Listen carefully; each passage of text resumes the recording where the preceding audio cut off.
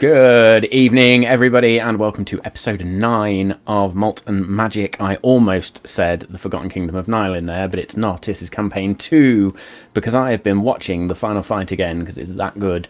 So yes, truly narcissistic, as always. Anyway, welcome to episode 9. We've got a descent into a new city tonight, so let's see what that brings for us. But before we all kick off into that, let's do our usual intro, our usual rundown, shout-outs, thank yous, all those sorts of things. So, of course, let's start with our virtual tabletop and mapping tools. A huge thank you and shout-out to Incarnate, Owlbear Radio, and Dungeon Alchemist. I don't think I've been doing too much on them recently, but there's stuff to come anyway. So yes, and then for all things character visuals, this one I have been using a lot this weekend is Hero Forge, and designing things like soldiers and different NPCs and things that are going to crop up at various points during the campaign. So had a lot of fun with Hero Forge this weekend. And then there are the DM's tools that I use in the background. So 5e Magic Shop, Kassoon, 2 Minutes Tools, Thieves Guild, and World Anvil. Just about got them all out there. All the musical tracks, or some of the musical tracks you will hear, are courtesy of Tabletop Audio, so you'll hear a few of them. And then we are still affiliated with BattleBards, so any sound effects you hear are courtesy of BattleBards, and if you'd like to get those sound effects in your own game, then please use the code you see on screen, Malt and Magic, when you register, and get yourselves a nice cheeky discount.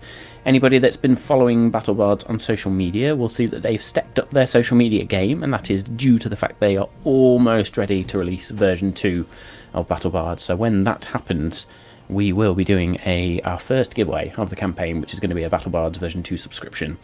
So look out for that when it happens. You can see all the links to the social media there. There's various things happening across the social media channels.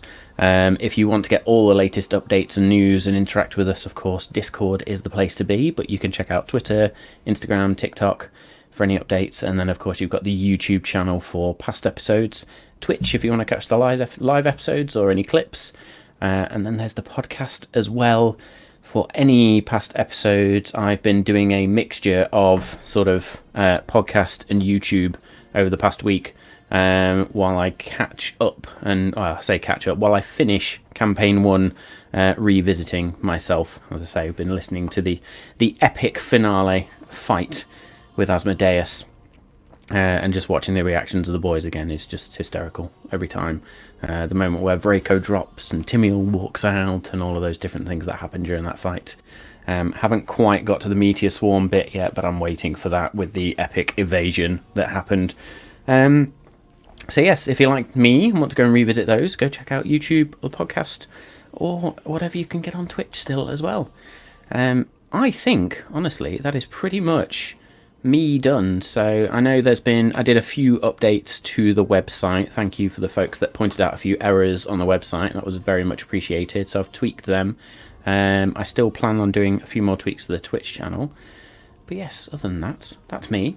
We obviously had quite a fun RP episode last week, with a few different bits going on and rather comical antics, but let's worry about that when we get into the game. So my usual warnings, as always, apply. There will be adult language and most certainly adult humour. You have been warned. Let's roll.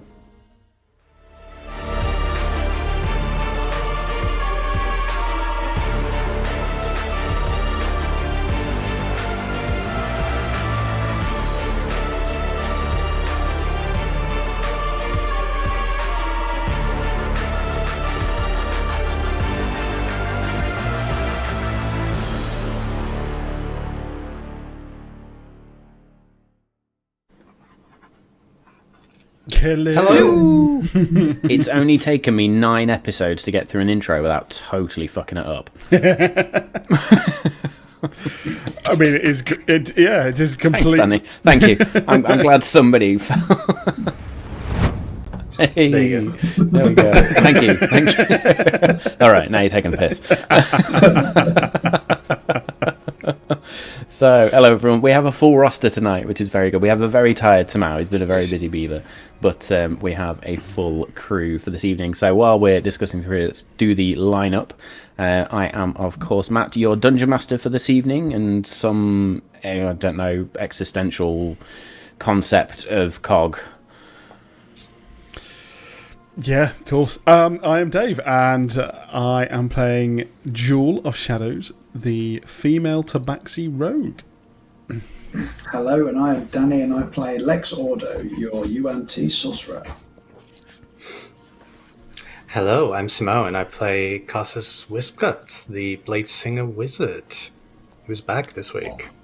Yes, Karsus is back this week. I must admit, having played both Kirik and Karsus from an RP perspective now, Karsus is a lot more difficult. So much more difficult to RP. So They're yes, fun. They're fun. yes, they are very fun. Cool. So last week we sort of had the rest of our journey from Thalissa across to Zumkar and then across the Helenthor Sea, if I remember rightly from my map, which I'm just going to pull up now. The Enoeth Sea, sorry, not the Helenthor Sea. The Helenthor Sea is a different part of the world. So yes, across the Enoeth Sea. It's all good. I need to make sure I get it right, because if anybody's like trying to visually map this and sort of, yes. So, made your way north from Thalissa across the Enoeth Sea aboard the Ebon Mirth, I think I'd called it, as my brain just drops out of my arse and I forget every single note I've ever taken. So yes, let's just make sure we've got all the names right, shall we? Yes, the Ebon Mirth, I did get it right. Trust your first instincts, Matt, they're usually right. With the pilot Romeo Lightswift and his crew of very, very unique individuals. So there was Dis, the Aarakocra engineer. I always fuck that racial name up, so hopefully that's right. And then you've got her companion Rend, which is some sort of construct creature. There was Vala Zathur, the gunner, two sort of general sailors, general busybodies, which was Zemphara and Tyragar, and then there was the enigmatic and socially inept Crodmar Runeseer, who was the spotter for the ship, and you have all sort of ingratiated yourself in some way with the crew. There was the moment at the beginning of last week where we had to deal with these strange hawk-like creatures that had these stag heads and antlers to boot, all of it together, so we had to deal with that. There was the moment where Cog decided to attach itself to the face of one of these creatures. And in a true comedic moment, we had the R2D2 bit, which is all over social media if you've not caught that yet. That was brilliant. One of the best socials we put out there. I was creaming myself watching it. Yes, JK, the pigeons. They were very much the pigeons, the weird mystical pigeons with stag heads. But yes, in that moment with Cog, and Cog supposedly falling, we all had to make a decision for Karsus, which I'm still not convinced is what Karsus would have done, but we'll see. It's happened anyway. So Karsus used Featherfall on Cog, allowing Lex that moment to suggest that this creature caught Cog and brought it back. So Cog was saved, and we then dealt with the creatures. You got to see the armaments of the Ebon Mirth in action as these arcane mangonels or arcane cannons fired at various opportunities. And yes, the battle was won eventually, and you continued your journey across the Enoeth Sea. Dis and Lex decided to go and create some armour and augment Cog to an extent. So Lex, if you check your character sheet and check the statistics for Cog, they should have changed. Holy cow. Nice. So Cog's had a bit of a boost. And yes, we then started the descent towards Zumkar, if you like, but there was a few various random encounters over the 5 days that happened. There was a strange Goliath that had been caught in a whirlwind tornado of sorts and was just floating across the sea, and as a party, as a group, you all decided to just fire this cannon and take the Goliath out.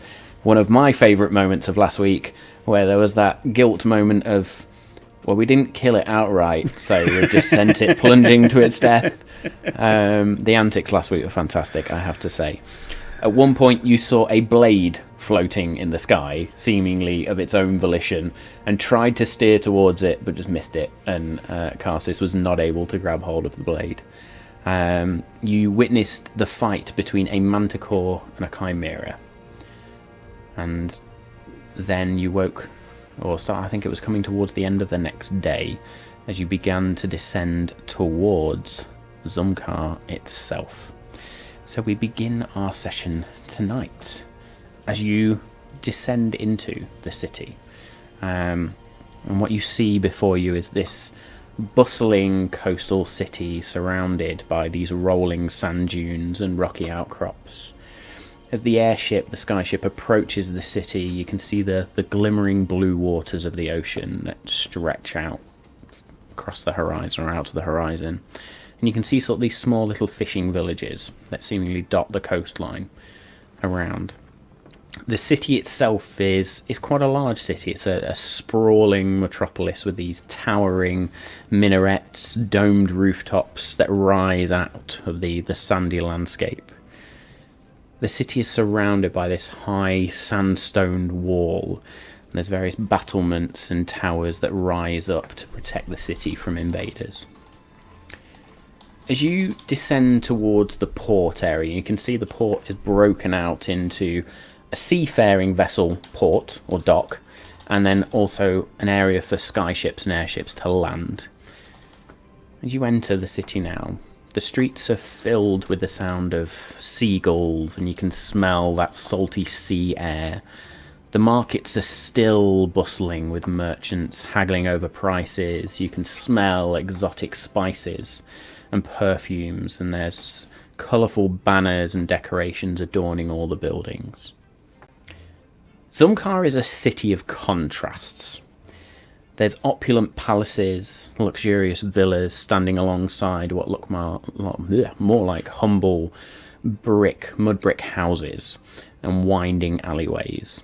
You can see the Bazaar district not far from the docks and the ports, which itself is this labyrinth of winding streets and bustling marketplaces filled with vendors selling everything from jewellery to fabrics to exotic animals and seemingly magical artefacts. As you look further into the city now, you can see the palace. This palace is home to whatever ruling body operates within Zumkar itself, as well as various grand villas and gardens of the city's rather wealthy elite. There are two small lakes that sort of exist, not within the centre of Zumkar, but almost divide the city into three, if you like. These offer a welcome respite from that scorching desert and heat, and even now you see many locals and visitors that are enjoying the cool water or relaxing on the edges of these seemingly man-made, humanoid-made lakes and on the banks. So overall, in front of you, you see a city of wonder, a city of intrigue. What does it hold in store for our adventurers? Let's go find out, shall we? So what would we like to do? Well, what do you reckon the plan is while we're here?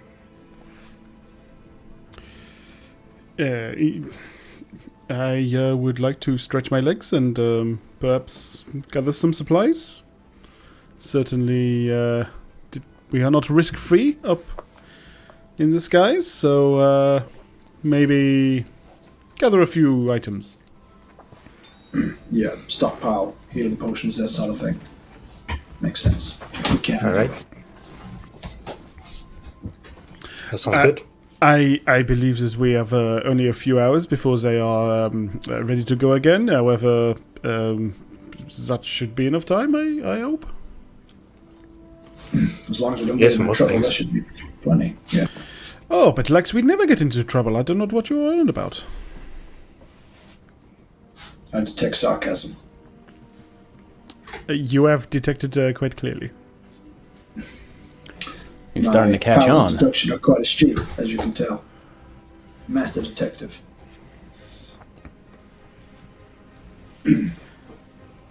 Okay. Well, my friends, We did establish welcome. that we were Carry on. free. We did establish we're free to walk about. It's not like we've got to sneak about, has it?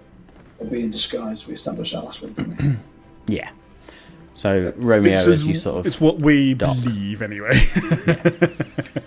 True. You dock, Like to and insight Romeo check sort with of the goes, well, you might as well, if you want to go stretch your legs, go check the city out. There's so much to see. It's like vibrant, bright, amazing.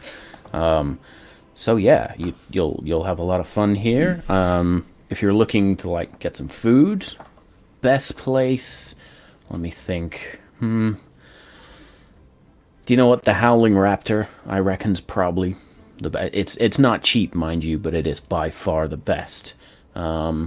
Sort of an exclusive club, but here, you take this and he flicks you a coin, silver coin. I'll let whoever wants to catch that. Show that at the door. That'll get you in at least, and then the rest is yours. So, yeah, you can go to the Howling Raptor. I think there's a pawn shop you can probably go and check out if you're. I know you guys are not flush with cash, so maybe go trade some items. There might be some magic things there, or maybe some potions. Who knows? Karsis, you might want to go check out the Sultan's Scribe. Sorry, Matt. Did you say pawn shop? Yeah, pawn shop. PAWN. Okay, I definitely heard a different word there. Definitely heard a different So word did there. Tarsis. Yeah, and then you were like, and there's potions and stuff. I was like, what the hell is that place? Okay, yeah, that makes more sense now. That makes more sense. Sorry, Yeah, my bad American accent. Pawn shop. But yeah, Karsis, you want to go check out the Sultan's Scribe. I saw you with your books and stuff. That might be something you want to go check out. So, Hi, thank you. Do you know if there's any place where one might be able to make some money whilst putting on a show of some sort?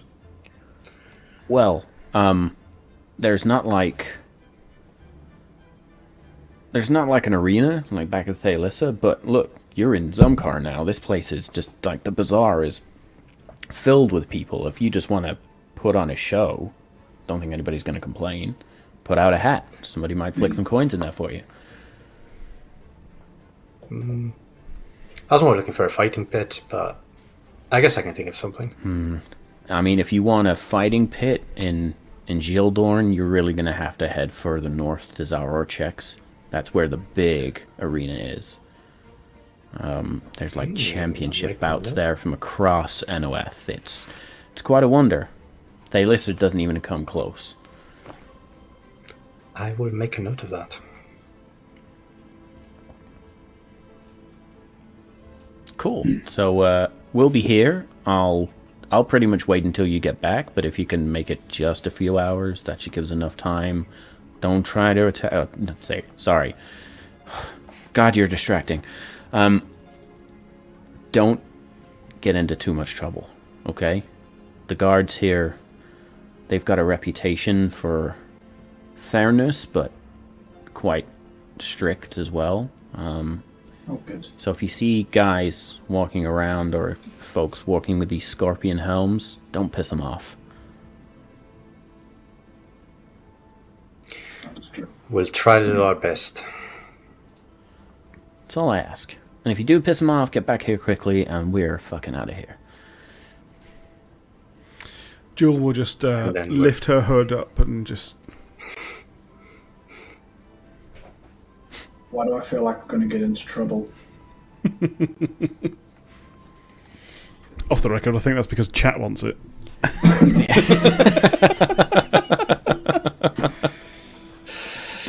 Yeah. Cool. I don't know, Vala might end up wandering into town at some point, and she's got a few things she needs to do, so if you do need someone, look out for her. I'm sure she'll end up at the Howling Raptor at some point. So, Howling Raptor, got it. And just out of interest, the number of hours that you think you will be here? Do we need to be back in, say 2, 4, longer? Sunset? I'm just thinking. Dis, get up here. And a couple of minutes later, Dis, running up, says, "What?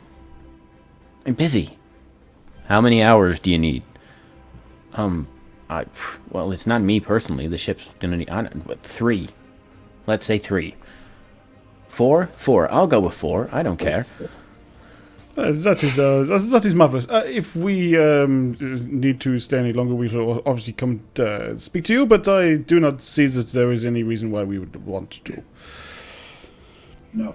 And just out of curiosity, just preparing for all situations, what's the jail system like here? Is it quite robust? Is it like maximum security, or considering one of us has been arrested before, I just want to gauge what the judicial system is like. Personally been through the jail system here, so I don't know. Okay. But I've seen these folks literally lop hands off if you steal from a stall. So just don't. That is very good to know. Lex, also, no one ended up in jail. That's true. But these might be more. I can't think of the word. Formidable. There we go. Yes, I happen to agree with the description that we have had of them. I totally agree. Let's do things fairly and honestly, as we have been trying to do. So my life. Oh, final thing. If you see a half-orc in golden armor, get out the way. Just get out the way. That's the Emir, leads the city. Do not fuck them off. Is he like the chief? That's like, we're talking city leader. Like, yes, it's a palace, but he's worked up the ranks. Yeah, don't give me a bad name with the Emir. We've just got like proper trading into the city. If you do piss the Emir off, do not mention my name. You fucking jinxed it now, mate.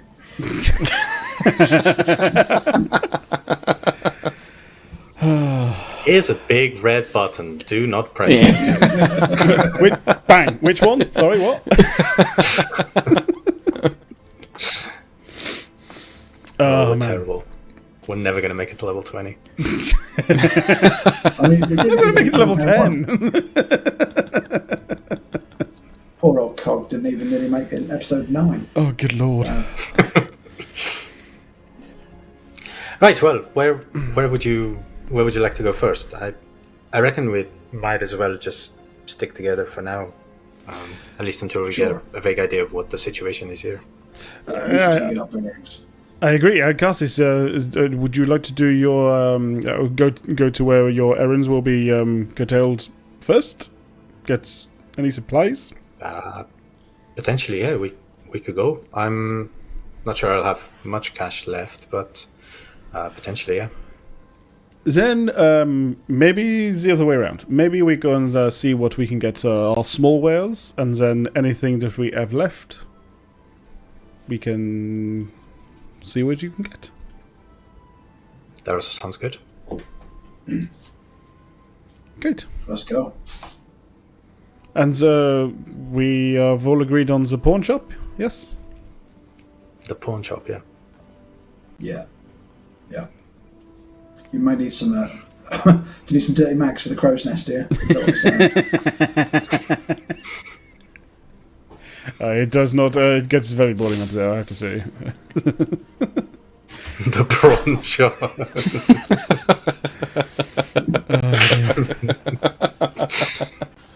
Oh, fucking hell. What have I unleashed? Okay. Could have just said haberdashery. Could have said anything else. You knew exactly what you were doing. Thrift store, anything. No word of a lie. I could not think of another word for this shop. Just the only thing that could. So, fuck it. It's a pawn shop now. Anyway. Cool. As you step off the ship then, roll me a d6. Somebody. Oh, no. I'll do it. Go on, Not somehow. me. You weren't here last week. We rolled me, enough. I roll shit. D100s and got some really random stuff. Well, that's a 1. Hey! It's a 1. Excellent. As you step off the ship then and descend down towards the Bazaar district. There's a half-orc in gold armour.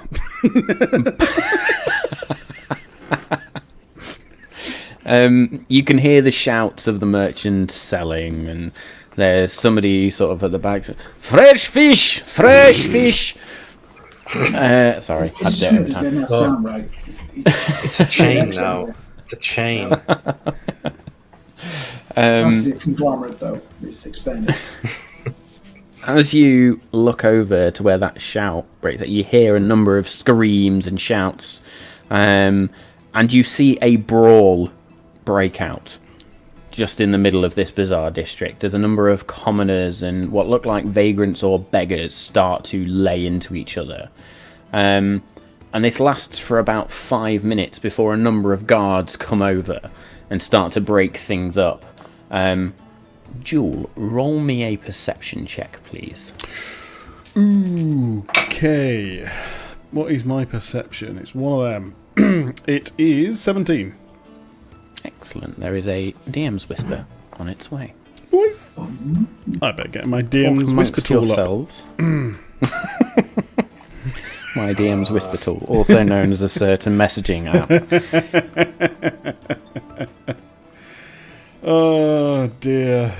Then I say not that way.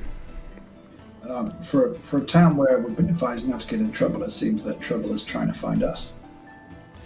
Well, at least that brawl did not happen around us. True. Are we agreed that Zumkar is a place where we're going to try and keep a low profile? I always try to keep a low profile. I never try to keep a low profile. It's actually a problem. Then we are going to have a wonderful time here. To be honest, it's hard for you to keep a low profile because of your presence, or the aura you give off, or what is it? Sexuality? I think that's what other people call it. But I think I'll insight check that.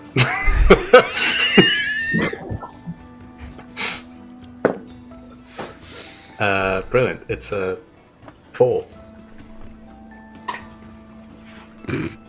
Oh, 21. You have no idea what I'm saying. Well, I am quite tall, so I suppose that's there's what I that meant. and Yeah. weight. So by the way, I may just want to point out I have been into cities similar to this before. Keep an eye on your coin purse. Okay. I believe that, well, perhaps if that happens around us or near us, do not throw punches. Check your belt. I see. Do you think it's best for Cog to stay hidden? Do you think he'd be a target? Not that he wouldn't be stolen, but you think it'd draw unnecessary attention? It may present us as an easy target of coin. Not that we have much, but yes, perhaps. Okay. Sorry, buddy. I think you're gonna have to jump Cassis looks now up and he's down. essentially the size of a bowling ball with his armour on. Does he still fit in my pocket? Well, what you actually notice is now the armour is on and locked and sort of Cog then goes to shrink back in. There's a glow around Cog's exoskeleton, if you like, and the armour that you have crafted almost merges together with the form that you knew as Cog, so it becomes another just single being again. There's no manufactured exoskeleton around it. All becomes part of Cog. He's evolved. Cog doesn't actually look too much different. It's almost like they've just absorbed what you created, and I'm trying to think of the term. It's not amalgamated. Just absorbed is the term I can think of, into its own being. And you tell me I can't treat him like a Pokemon? What is that? That is Pokemon move right there. Well, for the love of God, don't me paint not it trying red to and white. fuck around with the artwork too much. Actually drawing. Yeah, that's a good I move. didn't draw it. So there we go. But no, it's also in keeping with that type of creature as well. Good move. Can In the pocket, buddy. I And I'll check what the armor and weaponry of the guards was? Yes, you can. So as you look towards the guards, what you notice are these sand-coloured leather armour type vestments that cover the guards. And if I open up Hero Forge, I can even send you a quick picture. Cassis, I'm hoping that the fact that you look, well, quite frankly, glorious all the bloody time. But I hope that they are going to see you as slightly more intimidating as well. So fingers crossed that evens itself out a little. So, as you look across to these individuals, you see that they wear these... some of them have their helmets on, so there are some that wear these leather helmets that are shaped like scorpion heads, but also with sort of like a pincer around the side. And where they have these visors down, there's this red glass which covers the eyes itself. Those that don't have their helmets on and have them hanging by their sides wear these quite very stereotypical Arabian knight with a K type headdress, with sort of this, it's almost like a turban, but it goes to a point and there's like a little bobble on top. I don't know the technical term for it. In fact, I'll find out in just a second, just so I'm not offending anybody in any way, shape or form. So bear with me just a second. So Cassis is actually dressed appropriately then. A classic Persian helmet, apparently. Nice. So it's a Persian turban helmet. I So don't think they you also can wear these. offend Persia more than Jake Gyllenhaal did with the Prince of Persia film, so I think we're all right. Yep, fair one. Oh god, that film. Did anybody not just watch that for the female lead? Just me? No. That film is shite, generally. Anyway, so yes, they wear these sand-coloured scarves, sand-coloured leather armour, these sand-coloured boots as well. So it's all very designed in a way that they could sort of merge in with the sand and camouflage themselves with the sand.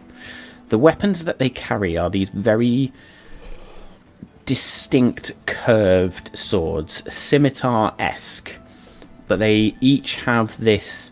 It's a silver blade, but down the centre of the blade there is this more rust-coloured metal. And on the crossguard is, on each of them, is a yellow-greenish gemstone. Nice. You see one individual that, with all that, also has this half cape hang over their shoulders, and you reckon they're probably more of a captain.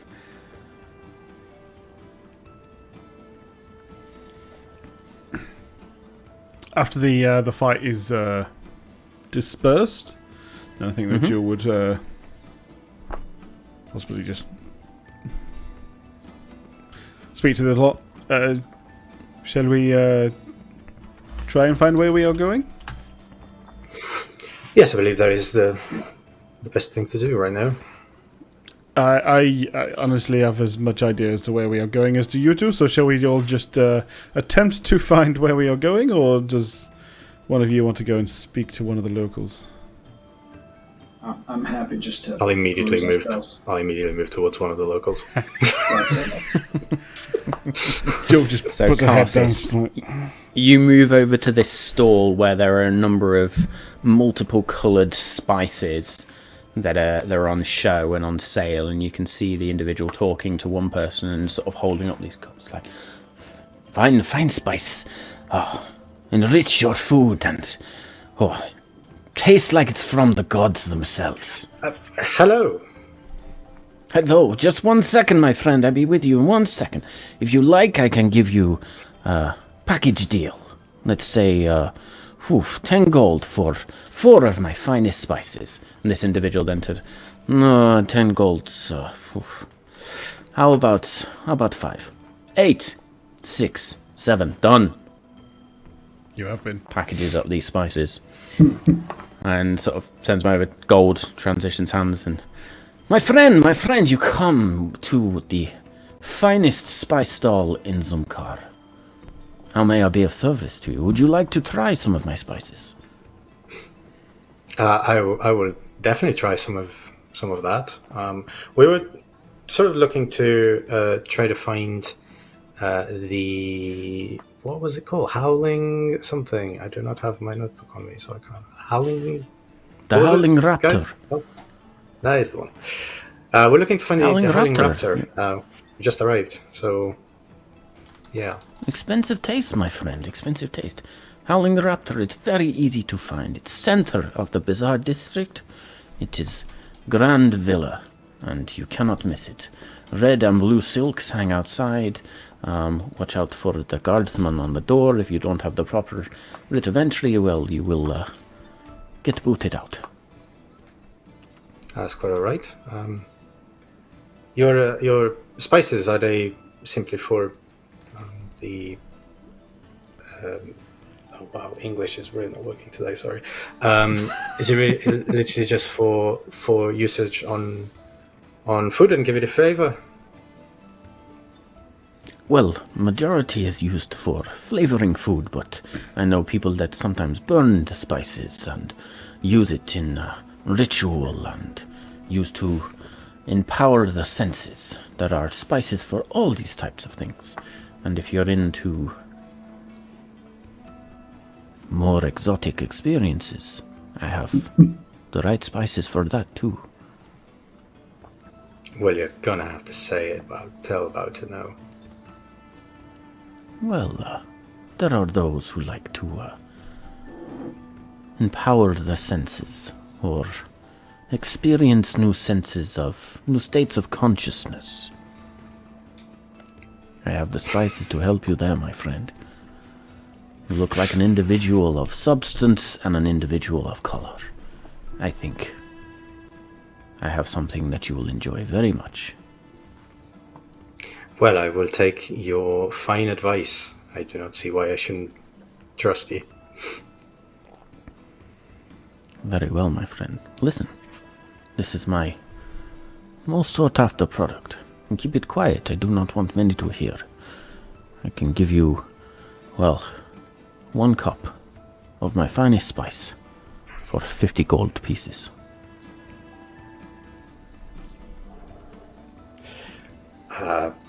Well, that is a little bit too expensive for my affordability at the moment, but maybe a smaller quantity as a first try. A little taster, perhaps. Little taster.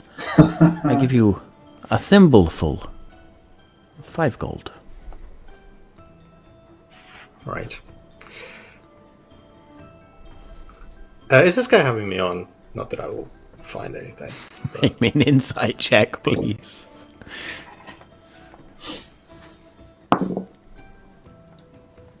2. 2. You have no idea. Sold. Shit. I will exchange the 5 gold and take the definitely not illicit substances this guy's giving me.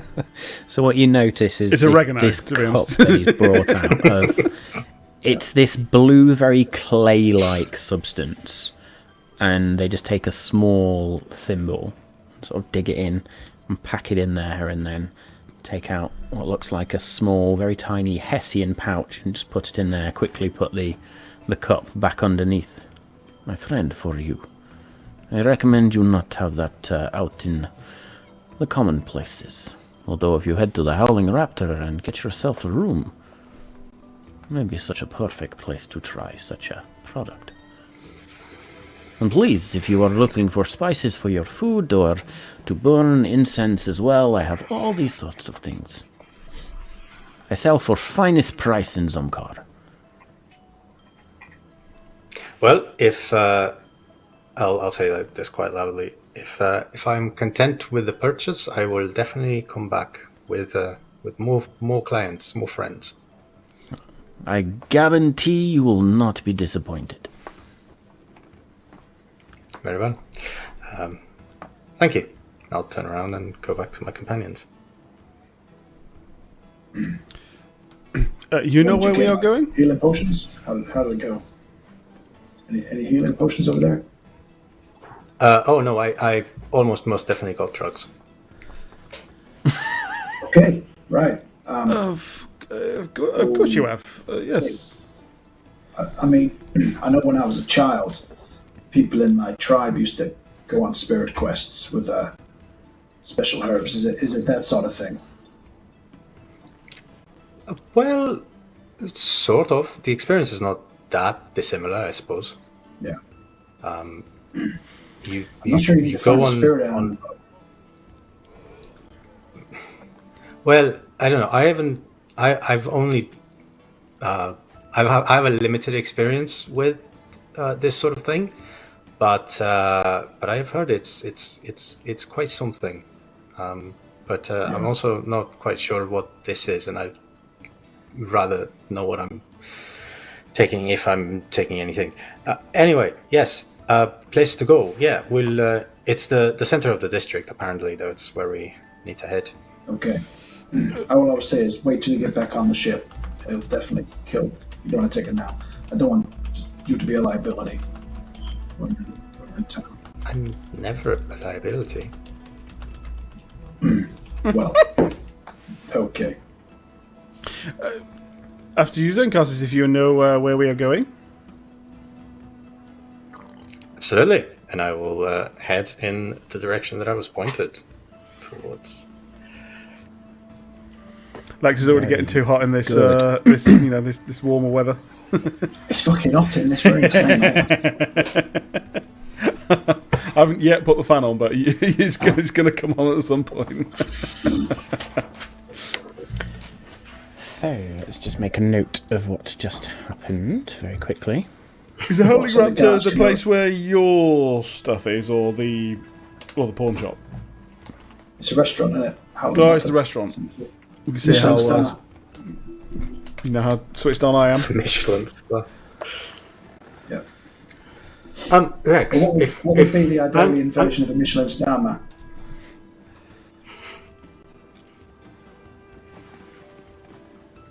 Gonna have to make an NPC now. Oh no! If we're going with campaign 1, it would be a Bothrid commendation. Absolutely, that's the one. There we go. Commendation, nice. I like to think that he's a TV chef now. There you go. Pull that straight out of my arse. He just Gordon Ramsay-esque TV shows on NOF television. Oh man, a Bothrid TV show. Amazing. I would like to rage at your meal. Yeah. Well, it would be that if it's shit. Bothrid just goes into a rage and recklessly attacks the dish. No, Just goes full Gordon Ramsay. It's fucking raw. Barbarian stuff, didn't he? He went full druid at the end. He gave up his, but didn't he? He did go full druid at the end. Yeah. But that was after he'd left. So. Very good. Lex, So where are we heading? We are going to have to find you something else to wear. You're already dripping, and we've only been here like 15 minutes. You have to get out of that suit. Me? Yeah. Well, I could just take You're the jacket the only one off wearing and a suit. leave the waistcoat. Well, anything's true. All right. Enough said. Yeah, I could just take the jacket off, I suppose. I mean, And just wear the waistcoat. I suppose good. Yeah. Yes, that is the logical explanation. Is that not correct, Lex? Thank you for using my words against me. You Appreciate are quite that. welcome. A little bow. As he, it's part of the ensemble. I just want to take the coat off. You take the coat off. So you do the typical trick of taking your duster type jacket off and just folding it over your arm and making sure that, like I do whenever I've got anything in my jacket pocket and I fold the jacket, tuck it in there so you can feel cog just sort of rested on your forearm within the jacket itself. I'm going to have to Google whether UNT can sweat.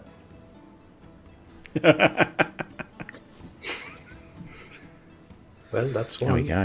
And we'll head to, Fantastic. So you head further apparently into UNT the... do not sweat, which is why they cannot be detected by scent. Oh, wow. That's pretty cool. That's something to know. Jacket back on. Lex. Fuck you guys. Well, Lex, being the gullible fucker that he is, takes Carsis at their word and takes the jacket off. Anyway, we're not retconning that one. Danny is sweaty. I'm going to Lex let is not. Carsis is having that win, whether Lex wants it or not. There we go. So you continue on through the Bazaar district, and you see a various number of shops even. You see a potter's with a sign outside that says Al Hammam Pottery. You see the pawn shop, which says Bazaars Gaze, and outside, you see this small, unassuming storefront. Can't just But get there's your an dirty air man of out secrecy to it. Yeah, fuck's sake. The shop's exterior is actually very plain and unremarkable. There's a simple wooden door, small sign, but the sign itself has this image of an eye. And yeah, underneath or around the eye, it just says the Bazaar's Gaze, and then pawn shop underneath.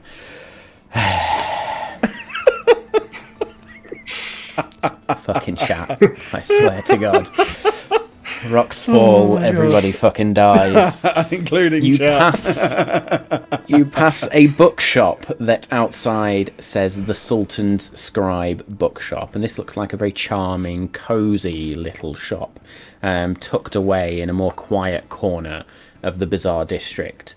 The sign says the Sultan's Scribe, and it's written in this sort of elegant, flowing script. It very much suggests an air of refinement and sophistication.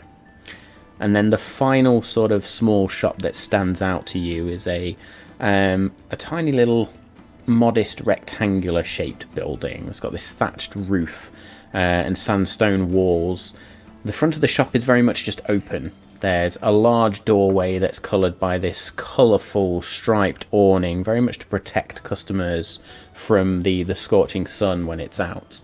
A sign above the door of this shop reads Al Zangatia's Rope Makers.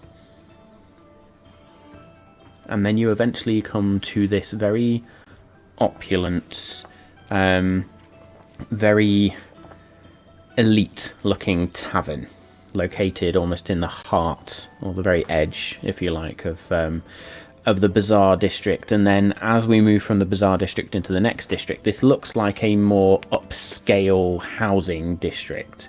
So lots of villas. There's very luxurious decor on the outside, and you can smell the food and the scents that come out of this building. It smells like absolutely exquisite cuisine. As you approach the door, or less of a door, more of a giant silk curtain, an individual in this black suit-like robe, if you like, with the tiniest little white dicky bow, approaches. How may I be of service, my friends? I will take out the coin from my pouch and I will show it to him. Very good. Would you be liking a private room for your stay, or would you prefer to sit in the main dining hall? I believe a private room will be required. A private room. May I take a name for the private room? Yes, Lex Ordo. Lex Ordo. So what? Fine name, my friends. So, private room for Lex Ordo. Please bear with me just the briefest of moments. And this individual steps inside, takes this parchment that they've been writing on, hands it in, and then comes back outside. May I please introduce your server for this evening?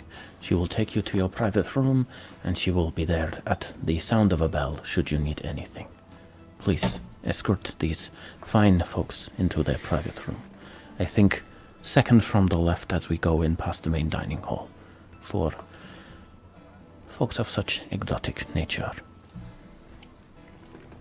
And so this female individual looks humanoid, but then you catch the behind, or sort of underneath this almost veil, if you like, the tiniest point to the ears. And they lead you sort of into this very exquisite building. The main dining room as you enter it is this very spacious, airy, high ceiling, room with these large windows, and there's these elegant furnishings. The walls are adorned with these very ornate tapestries. There's intricate murals that, as you look through them, it looks like they almost depict the history, or the city's rich history itself. And there's these small lanterns that hang and offer this soft lighting, if you like, cast this warm glow over the room. And it creates a very inviting, a very intimate ambience. You are led through the main dining room and off into a small room, sort of second on the left, through a small wooden door.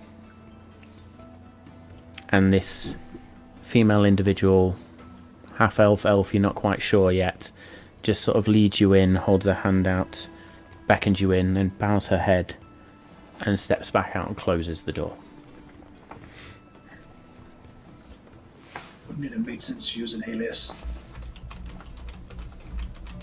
That is what I thought. It's not an alias if you use my name. Well, they asked my name, not yours. Have you taken them drugs already? No, I just thought it made sense. They asked for a name. I didn't want to keep mine, so I just gave the name of the first person that came to my head. Oh, I suppose that's a compliment that I was the first person that came to your head, but I'm not sure it's a wise move. But it's okay. We've done it now. We can't turn back. I'm clearly blushing that you chose my name. Oh, I know.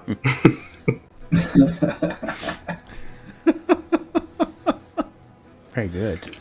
As you enter this private room, then, you see a number of sort of soft furnishings, sort of large cushions, big large couches. There is also a small table. Looks like there may be a gaming set underneath that table. Soft candlelight in here as well. And then there is a slightly larger table with... the table is set for dining. And there is small little parchment placards, if you like, in the on the plates of this table.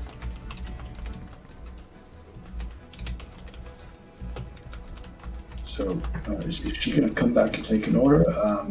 Is there any menus knocking about?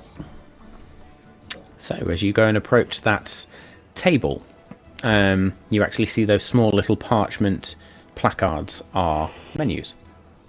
And it's quite an in-depth menu, but also quite opulent. So you see appetizers on there that talk about sort of spiced lamb skewers, tzatziki sauces, stuffed grape leaves with rice, herbs, lemon, baked cheese with honey and walnuts. There's soups. They talk about lentil soups, fattoush salads, roasted red pepper and tomato soups, various entrees, and this one will get some notes. Chicken shawarma with garlic sauce and grilled vegetables. There are grilled fish on there, slow roasted lamb, vegetable tagine. Excuse me while I go get a 3-course meal and just eat it right now. I'm hoping it's a 10-course taster menu, so I get to have everything. Yeah. As you flip the placard over, you then see the dessert menu as well, which talks about the baklava with honey and pistachios. There's a cardamom and rosewater rice pudding and a chocolate mousse with almond crumble. And there's also a small little beverage list there, which says mint iced tea, pomegranate lemonade, Arabic coffee with, Zumkarian coffee with cardamom, and then a selection of wines and spirits. Is there prices next to these items? No. That means it's expensive. I was going to say, we can't afford it. That's good. There's a problem. When they start not putting the prices, you know it. We're in a place where people don't care about the price of the food. Yeah. You put one gold down, they'll be like, well, I can get you some tap water, maybe. Yeah. Uh-oh. You notice in the centre of a table is a small silver bell as well. Oh, I see.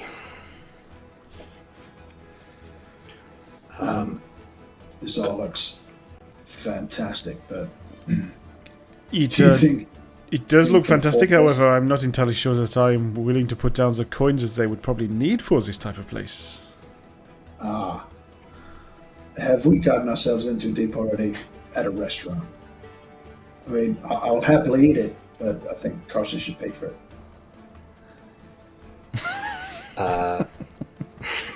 I believe it was your name that was given, Lex, so perhaps you would need to settle the debt. Shit. I mean, I could always just cast a spell and make us give it for free, but I don't think that's appropriate in the current situation. I suppose you could, although that's... I'm joking. That is highly inappropriate. Well, look, we are here. Maybe a little bit of Aperitif, as you might say.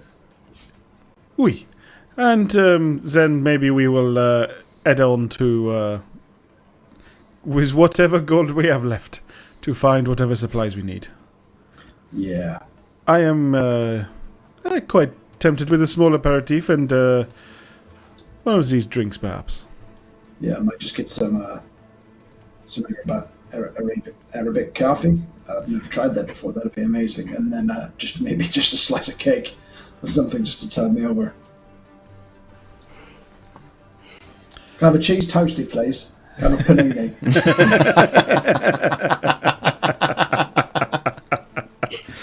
I'll have the chicken goujons and the Diet Pepsi, please.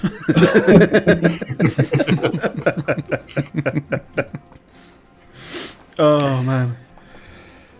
Very good. So, what are you doing in this room? Oh, The server is if I'm backed going to out, say, I remember. definitely would So. put it on someone else's tab.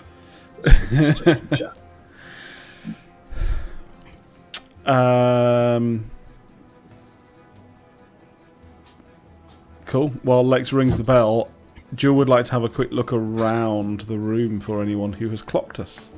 If anyone has. Okay. So, Lex, as you pick up the bell and ring it, there is no sound. Oh. Jewel, Oh. make me a perception check, please. Okie dokie. I'll investigate why it's not working.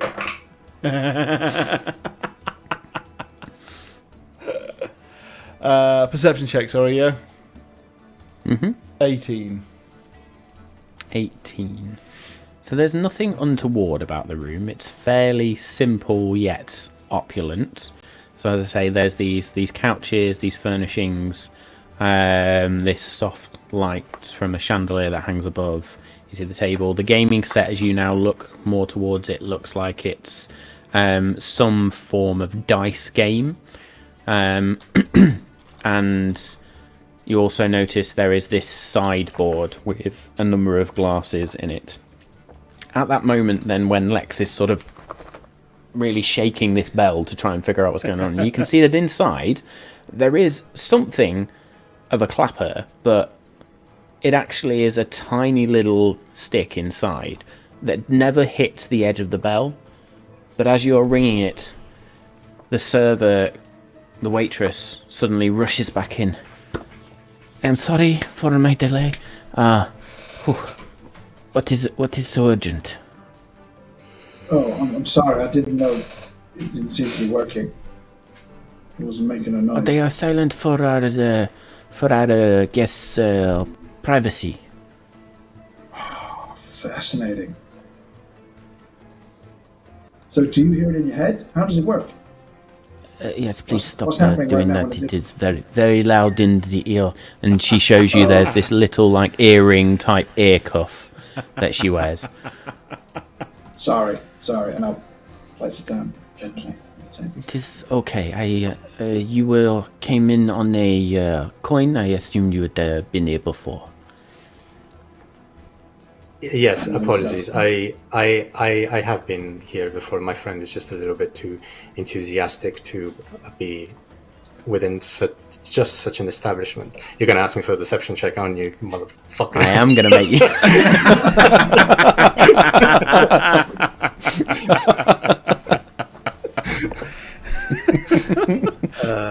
you. You could see yourself talking yourself into a digging situation here. Like, why am I still talking? This is ridiculous. As soon as I started speaking, I was like, yeah, that's gonna happen. That's a 13 perception. That was a what? Sorry. 30, he said. 30 or 13.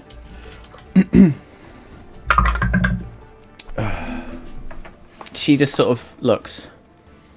Oh, very, very well. May I get you started on some drinks and then come back for a food order? I don't know how long you are planning to stay, or yes. Well, we're actually here on business, so we were wondering if we could perhaps send our bill to our patron, who will be more than happy to pay, so that as to avoid the problem of us having to pay and then him having to pay back.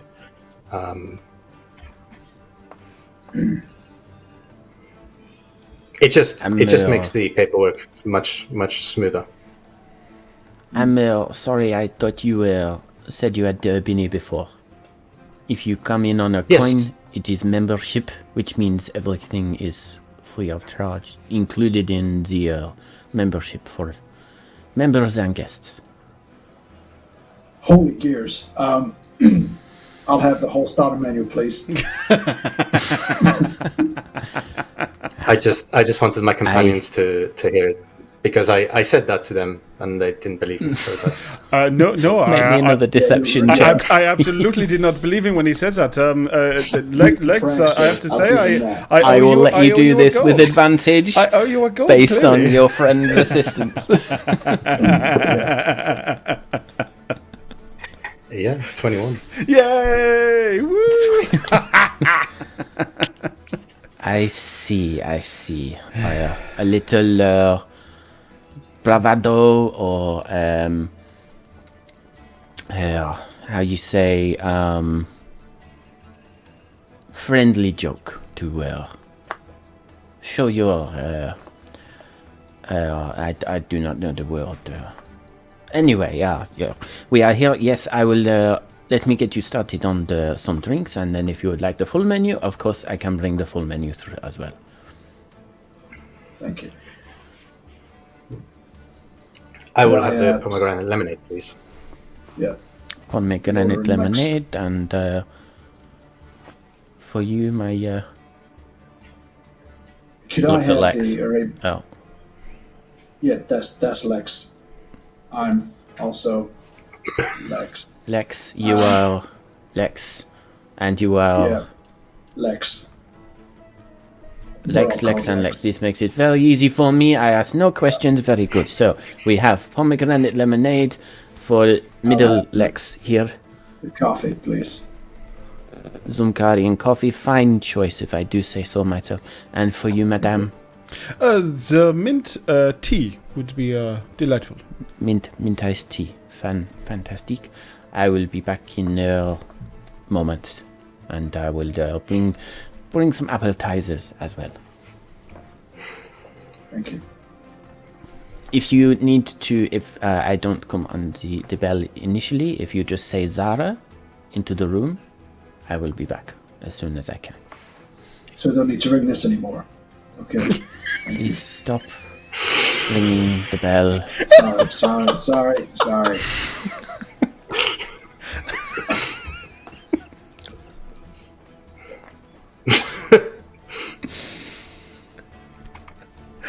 You're gonna kill me. Very well. Coffee, lemonade, and an iced tea. Please tell me she takes the bell. Make me a perception check as she leaves the room, everyone, please. A perception. 16. Oh wow. Bloody hell, I'm rolling well. To a dirty 20. -1. And for Carson.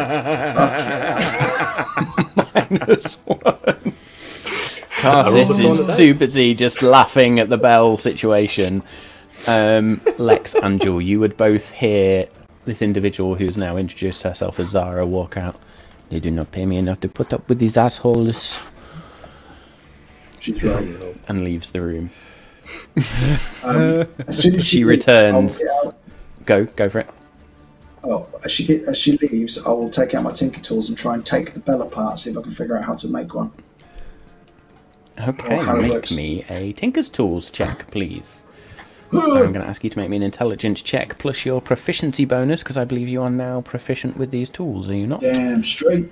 So +2 coming at you. Oh, go on. 14. 14.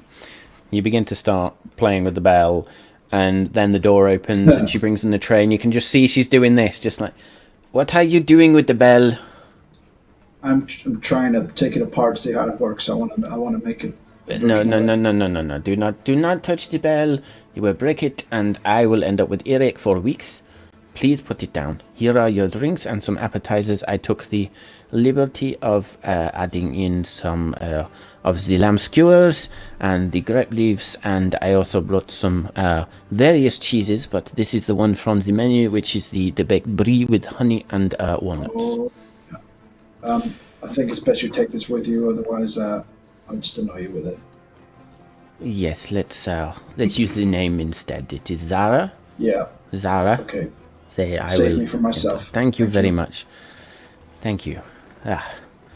So, I will leave you to peruse the menu, and if you wish to make certain choices, you may do so. If not, just say Zara, and I will come and, bring you whatever you want from the menu.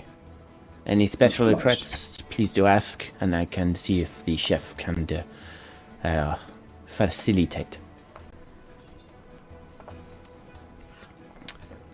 Thank you. That is more than enough for now, and we shall peruse the menu at our discretion.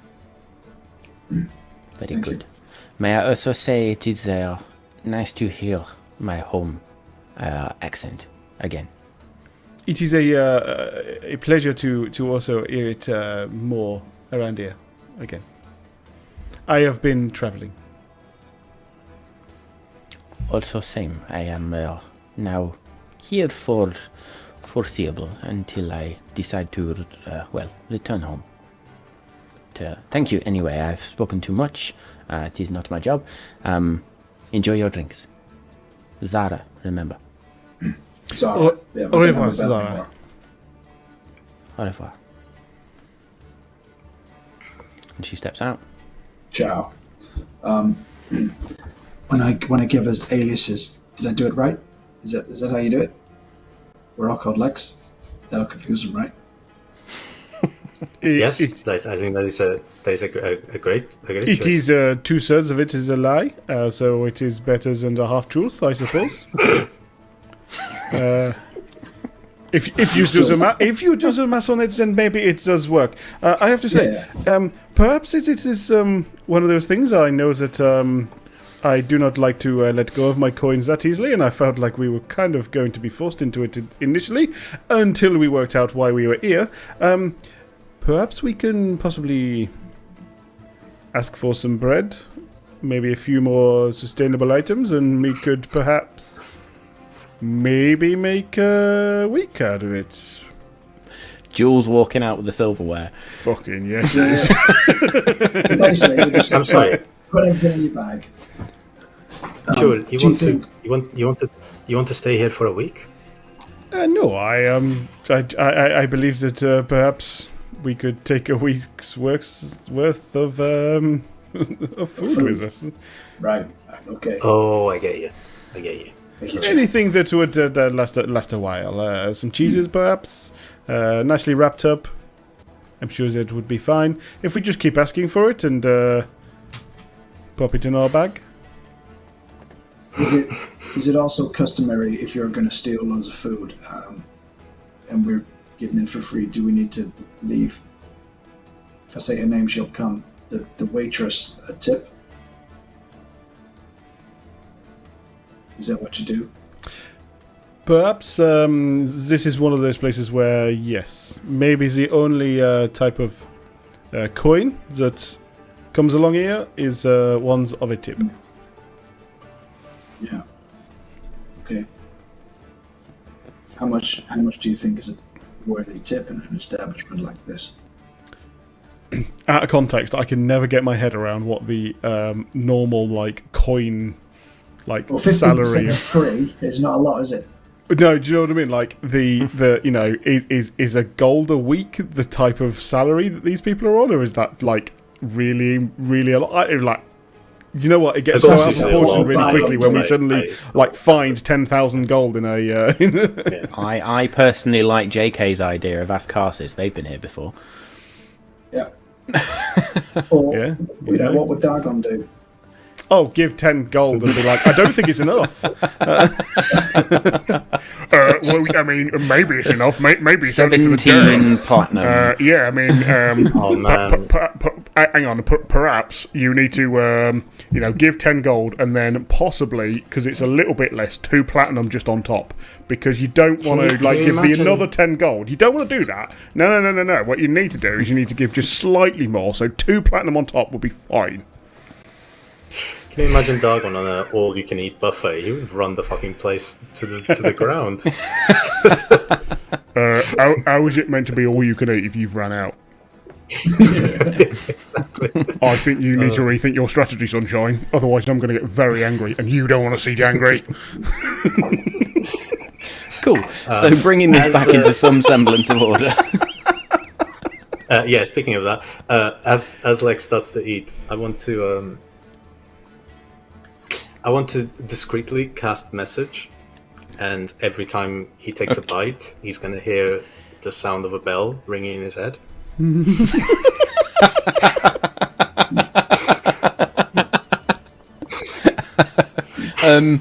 Okay. Bear with me just God. a second. Is that message or is that prestidigitation? Making noises. I want to make it in his head, so I once can it in cast. the head. I can. Yeah, I'll combine like prestidigitation and message if that's allowed. That is a good one though. Right. I need you to make me a stealth check, because these do require a verbal component. Stealth. 22. Ooh. Okay. Nice. Let's check Lex's passive perception. Well, Shite. my We're game on. passive is 19, so fair play. Middle Lex, specifically. Every time you take a bite, you just hear this ding, ding, ding, ding, ding, ding, ding, ding, ding. As a person who can always cast message, and also currently has it in his arsenal, I'll just reply going, I know what you're doing, jackass. Well, no, you don't, because your passive perception is shite. Lex. Oh, I'll go. Lex, is that you?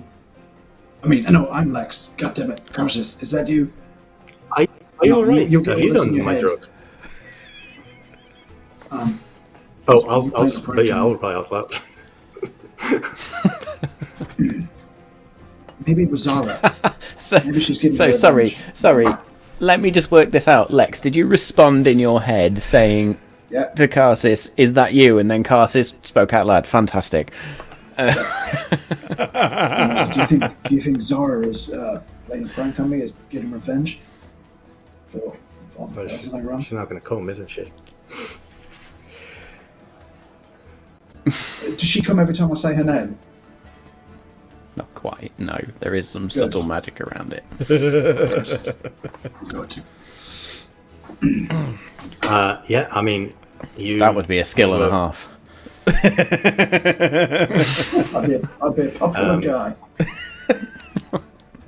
Do you? Say my name, say my name. Were you listening to a ringing? Is it?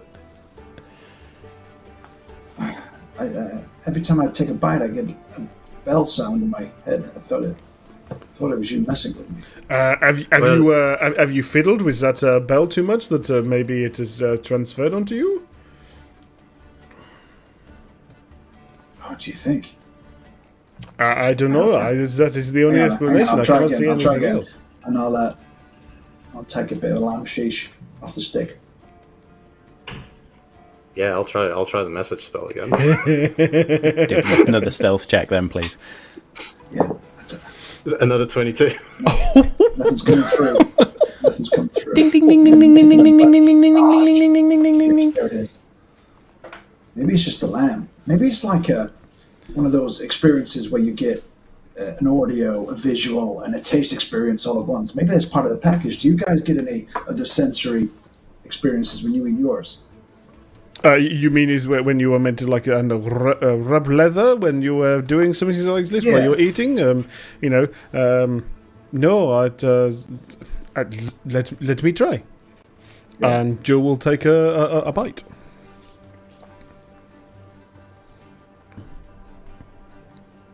Nothing happens. No, I believe I'm okay. You don't feel like a tingling or hear a noise? No? Okay. No. What about you, Karsus? Does it happen for you? Maybe I'm giving an extra special treatment. I don't know. I'll take a bite. No, just a delicious food. I'm afraid. That is very peculiar. Very strange. Maybe she Maybe has it's cursed the you. lamb. Cursed? It's a bit far. I thought she was playing a joke. Cursed is too far. Zara, get in here. And the minute you say Zara... oui, you were called? Is there anything with this lamb where it comes with a side order of like music or an audio experience? Because every time I eat the lamb, I'm getting a ringing in my ear. So I thought naturally, because I rang the bell and annoyed you, you might be returning the favor. No? You're looking confused. You're smirking. You did do it. Stop it. Let me get my shit together. Right. She's just going to look at you rather puzzled. It is just lamb with spices and... Yeah, but the ringing in my head, that's got to be you, right? This sounds more like a you problem than a me problem, no offense, sir. Okay, that's not very helpful. Okay. Absolutely do not get paid enough for this There shit. is no magic on the food. Okay. You've not stolen one of these, no? No, I don't see anything No. on the ears. Then, no, I would see a healer or medic and get that seen too, because sounds a little bit like a tinnitus or something similar. Tinnitus. You think I have a medical Might have condition? been all the flying legs actually. Now that Oh, the drop in Maybe air air pressure. pressure changes in the maybe. ear. Yeah, inner ear problem maybe. Right, okay. Sorry to bother you again. Did you have a thought on mains why I'm here? Or starters, or desserts, or anything? Yeah. well, Lex there on the left had some idea what she might like. We simply have had quite the taste, and we have been told that it's something to try. However simple it sounds, how wonderful your cheese and breads are, and to really have a range to give them a try. Perhaps you could have a selection brought over to us. Cheese and bread. This is all you want? No, I would like the big fish and couscous. Very well. So, big fish and couscous. I can add couscous to it. It is grilled fish with lemon and herbs, with more of rice. But That's fine. Yeah, that's fine.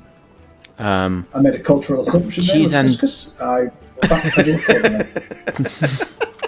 accordingly. cheese and bread for Lex on the left. Perhaps some cured Fish meats. for Lex in the middle. Yes, perhaps some cured meats along with the cheeses. That would be lovely. I believe they're called charcuterie Cured boards. Yeah, that's what. Charcuterie, Charcuterie, yes, of course. Yeah. Charcuterie, yeah, by all means, I will see what we can do. And Lex on the right. So I would like whatever you would want to have if you were with someone on a date. Ooh. Okay, here we go. There we go. I like this thinking. She's I gonna will put something together. Merci. Anyway, and she bows and merci and exits. I will say then, for the sake of brevity and less chaos, Yes, and please. less something else is going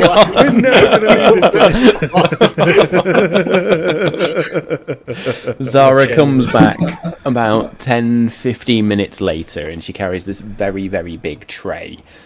She just about manages to get it sort of to the door as I do my token hit of the mic there, but leaves it just outside the door and starts bringing plates through. And she brings in this large grilled fish. Fills almost the entire plate, and you can see where it's been grilled. There's lemon and herbs around the outside, but it's been filleted to a point where the scales are on the bottom side, but it's all open fish on the top, and then it's filled with this sort of rice and herbs in the centre. She lays that down on the table and then brings through this charcuterie board with various cured meats and different cheeses on there and various styles of breads. There's some more Mediterranean style breads, there's a few flatbreads on there as well, and sort of places that down the table. And then she has 3 more plates. So she brings in this fine smelling soup of sorts, and it almost smells like spices and flowers of sorts. And she lays that down on the table, and there are 2 spoons in this, or next to this bowl. She then brings through this slow roasted lamb with the couscous and sort of what looks like a harissa sauce on it, roasted potatoes down the sides, and lays that down. And then finally brings through a small, or 2 small plates, and you can see that from the dessert menu she has just chosen, or had the chef make tiny versions of each of the desserts, but enough for 2, and places that down. And then brings through finally a large sort of decanter of sorts, and places that down. For you, my friends, your fish and your charcuterie and your Dead Night Special. I have taken the liberty of choosing one of our finest brandies. It is actually very new. It is distilled far to the east, where once they were famous for their whiskies, now making fine brandies as well. We are very fortunate to have one of their first fills. So here you go. This is more than we have possibly could have dreamed of. This is absolutely wonderful. Thank you so much. Amazing. You are more than welcome. I will be leaving you at this point, unless there is anything else. I will leave the bell now. If you do need anything, please do ring the bell. Please try not to ring it too much. But Yeah. I'm afraid my shift is done for today. This has been absolutely wonderful experience for us traveling lot. Please do take this, and Jill will actually pass a gold. And Zara sort of takes the gold, looks at it. Merci. Is that not enough? I'm not sure what the customary amount is here. Do you need more? There is no customary amount, if you will. Not satisfied, it is fine. I will do better next time. So, insight check on what she felt like with the gold. Yep, 100%. 6. I got She ain't giving 21. more than 1 gold. Jules just there like, fuck you complaining about, it's a gold. Lex, you can see plain as day that a gold to her is is nothing really. You also now notice that there is a rather bulging coin purse at her side, that she just sort of drops the gold in. Very well. I have been Zara, your server for today. I hope to see you again soon. I feel Au like revoir. 1 gold wasn't customary enough, so I'm going to give you 4 more to round it up to 5. Is that okay? Keep your gold for today when you are more That's okay. familiar with the setting and the city. Come back, Is it obvious that we're tourists? and we will start over That's a good idea. Okay. Enjoy your night. from one Dryamelian to another. Consider this my gift and advice. She thinks we're pricks.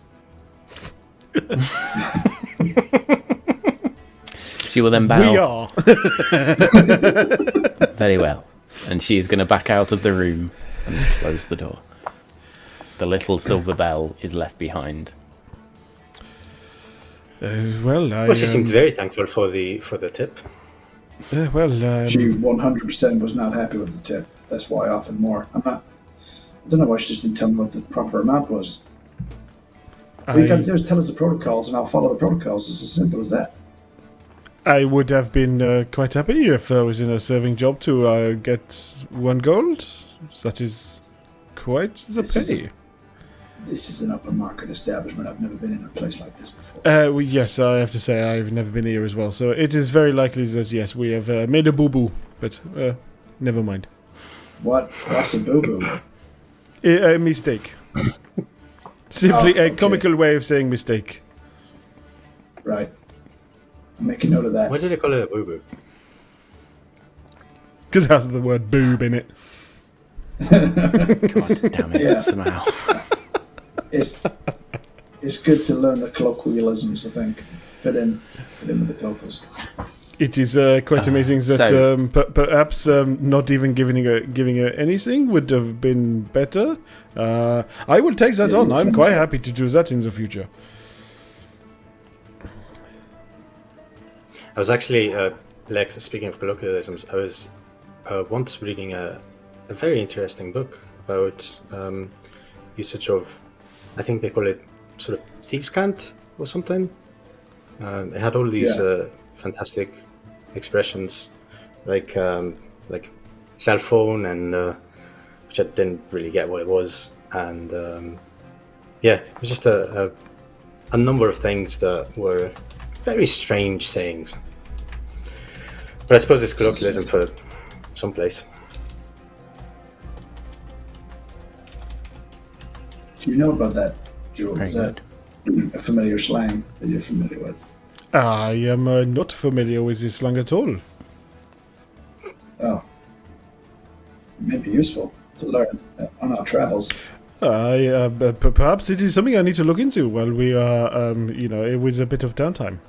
Perhaps. Yeah. Every time you say a word in French, I'm going to be like, what's that? And you're going to say what it is in thieves' cant. No, the problem is I was suddenly realising The that I was going tradition carries to try and use French as thieves' cant, but I was like, no, it's now got to be also ball bag and cell phone. Gotta follow what Right. Anna said.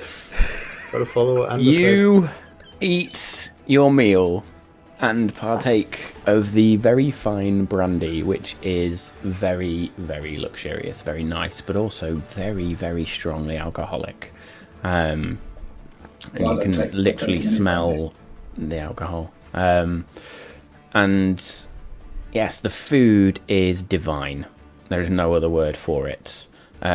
Jewel at one point opens their bag and just starts spooning in cheeses, breads and meats, and closes it up, and eventually you finish up, and I will say, unless there's anything else anybody wants to do within this place, you stand to leave. I don't think we're It's for the allowed to best, stay any isn't it? longer. It's for the best. Please, Matt, save us from Yeah, this. save us from ourselves. We literally will- can't go we to will not- Potter's As you establishment, then- even in the fake realm, and We not will get spend kicked the out. next. We will spend the next 3 sessions in the restaurant if you don't stop us. Absolutely Yes, would. you will. Yes. So, you make your way out of this private room, and another individual in sort of these black robes with a white dicky bow sort of steps up and you are finished with sorry, that was the wrong accent. Getting the zone, Matt. This is how much fucking chaos you guys have put me through today. You are finished with your meals and your requirements for today, my friends. Yes, I believe Yes, thank that we are. Very well. I will have someone clean the room, and if you would like to... I'm still doing it. If you would like to, please follow me. We will exit out of the Howling Raptor. I hope you have enjoyed your stay. Please remember us to your friends and guests. If they would like to consider membership, then we can, of course, have the tithe sent. And, well, you may enjoy company together. Nothing would please me more. Very well. Please follow me. And you are led back out of the Howling Raptor, back into the sort of oppressive heat. And even now that the sun has begun to set, it is still warm. The bazaars are still busy. There is a bustling nightlife to Zumkar. It's almost like a city that quite literally does not sleep. As you step outside, that same individual, the first individual you saw in these black robes with the white dicky bow, just sort of leans in. I hope you have enjoyed your stay, my friends. If you could, when you see them, remind your patron, your ally, the one who gave you their coin, that their tithe is long overdue. Next time we will demand payment on site, but seeing as they were not with you, well, would be rude. I hope you have enjoyed the Howling Raptor. Please, next time, do consider your own membership, or at least come with someone who has paid the tithe. That's fair. We'll pass the message on. Very well. Good day to you all. And that right there is where we are going to take a very short break. Hey yo! Hello. So we have reset, refreshed, and the chaos is out, hopefully. We'll see. We're all much calmer. So, thank you to everybody that has joined us this evening and had to sit along with me and just ride the chaos there. So, yes. Excellent. Thank you all for being here. Having exited the Howling Raptor, then, spoken to the maitre d' of sorts on the door, where are we going now? Did you want to go to the scribe shop first, Cursus, or do you want to head to the market? No, yes, I would love to go to the scrap shop. Especially if I find something there, I might have to spend some time there doing some work. Okay. But let's see what I have.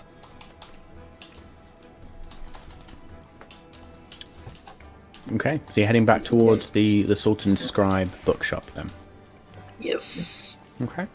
So you wander back through the bazaar district, away from sort of this more upper scale, upper market, upper class, whatever you want to say, more opulent area of the city, and sort of wind your way through the labyrinths of the bazaars back towards where you remember seeing the Sultan's Scribe. And again, you find that charming, cozy little shop, still made of sandstone, but very much made to appear like a cozy little bookshop, tucked away in that quiet corner of the district. You see the sign with the elegant script on it. As you enter, you have that comforting scent of old paper and leather bindings, and you see that the shelves all around this shop are just lined with different volumes and books of all shapes and sizes, ranging from ancient tomes to more modern books. It very much seems to cater for all types of literary interests.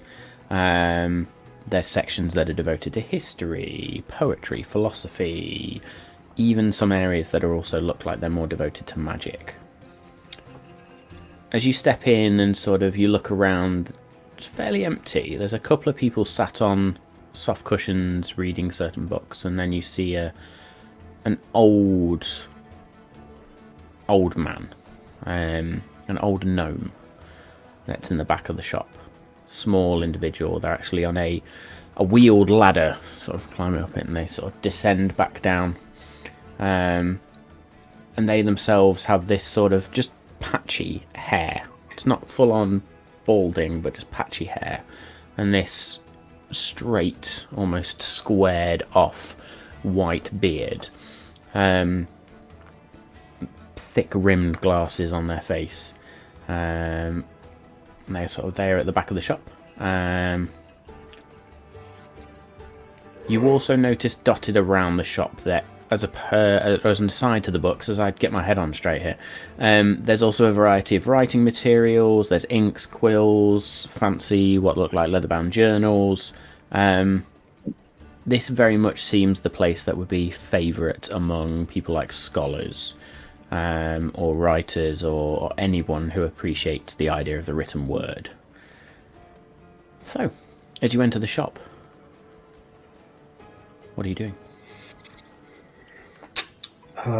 Greetings, my good friend. Hello. Hello. We have come to your establishment. We've been recommended if we were individuals keen on the arcane, that this would be the place to come. Arcane. There's some magic books over to the left, I think. Left. Yes, that's, no, sorry, magic. Do bear with me, please. Sorry, shit. Magic. It's this little bookshelf just here. Just down on the right, just here. See a few books, maybe some scrolls. Thank you very much. Yes. We will have a look around. By all means, yes. Feel free to sit and read if you wish as well. If you wish to purchase, then you may take. Do you have any readings on portals or like planar rifts or any of that sort of thing? You know, like the history of planar rifts over the last 30 years. That'd be really helpful. Planar rift. Just let me look into the index. Thank you. Pulls down, sort of pushes the glasses close up to his face, and then brings a book up and was this close. Planar rifts. I have no titles on planar rifts, but I have histories of the world, histories of Nylon, histories of Enoeth. What else? The divine portals? Yeah, that sounds interesting. Let's pique my interest. Where can I find that? Divine portals is... oh, dear. I'll need to go get my other ladder, if you just bear with me 1 second. Okay. And sort of disappears off, and then you just hear... If you Would just you like some mind help out with of that? the way, please. No, it's fine, it's fine. Oof. Oof. Okay, one more second.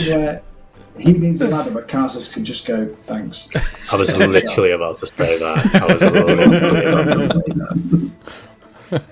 So you see him ascend the ladder and gets to just above sort of the top where you imagine Carsis could probably reach, and takes down a book. Do you mind grabbing this one, my dear friend? No problem.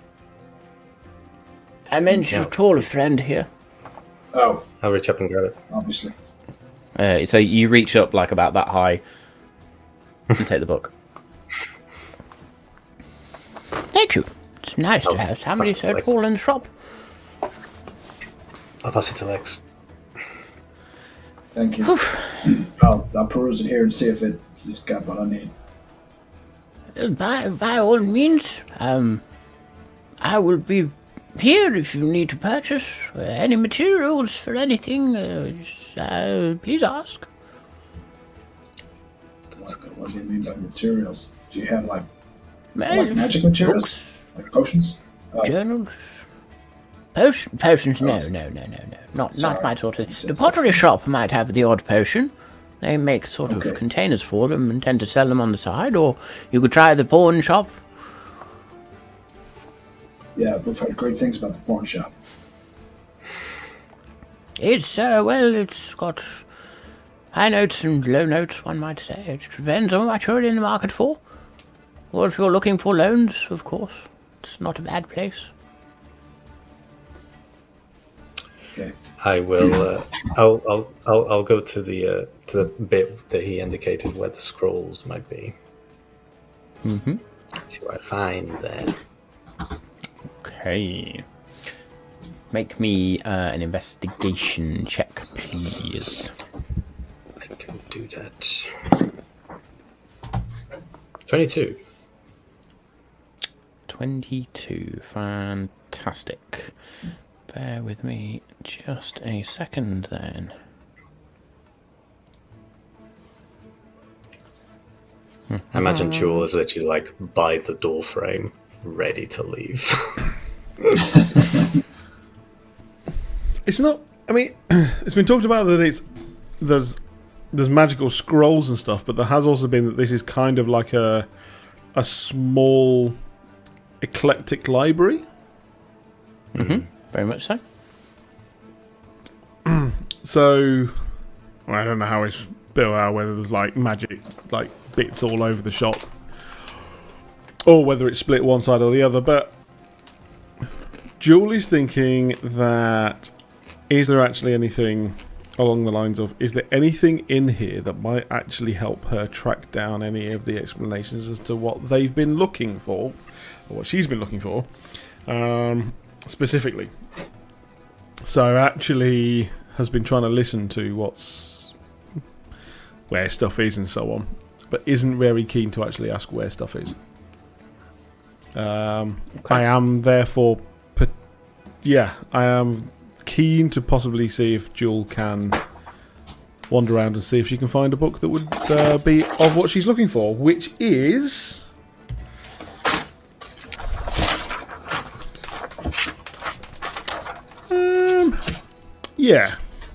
Shadows and Dreams is going to be what she's looking for. Okay. Interesting. Make me an investigation check with disadvantage then, please. Cool. Yeah.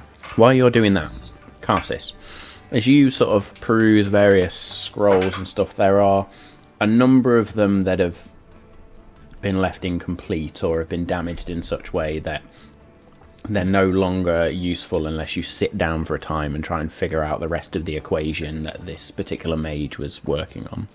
You do, however, find 5 scrolls that are somewhat of use, with various different complete spells on them.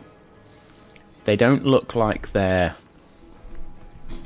hugely powerful type spells, but they certainly look like they'd be useful in some ways. You recognise one instantly through the work and spells that Lex has cast in the past. You see that there is one that describes the Scroll of Alarm. You get the impression from one that one is more to do with trying to call upon the gods and access their power. And then there are 3 which are very much more core arcane type practices. I'm going to ask you to make me an Arcana check 3 times, please, to try and figure out what these are. Jewel rolled a 6, so looks around, gets a little uncomfortable, and then walks out and stays outside the door. Yeah. Very About good. right. Yeah. As a Looks point, around, gets bored. I've also left the short bow. Please do come again. No response. Short bow and arrows have been left with the captain before we left. Okay. By the way. Yep. So that'll be a 13 and 2 25s. Okay.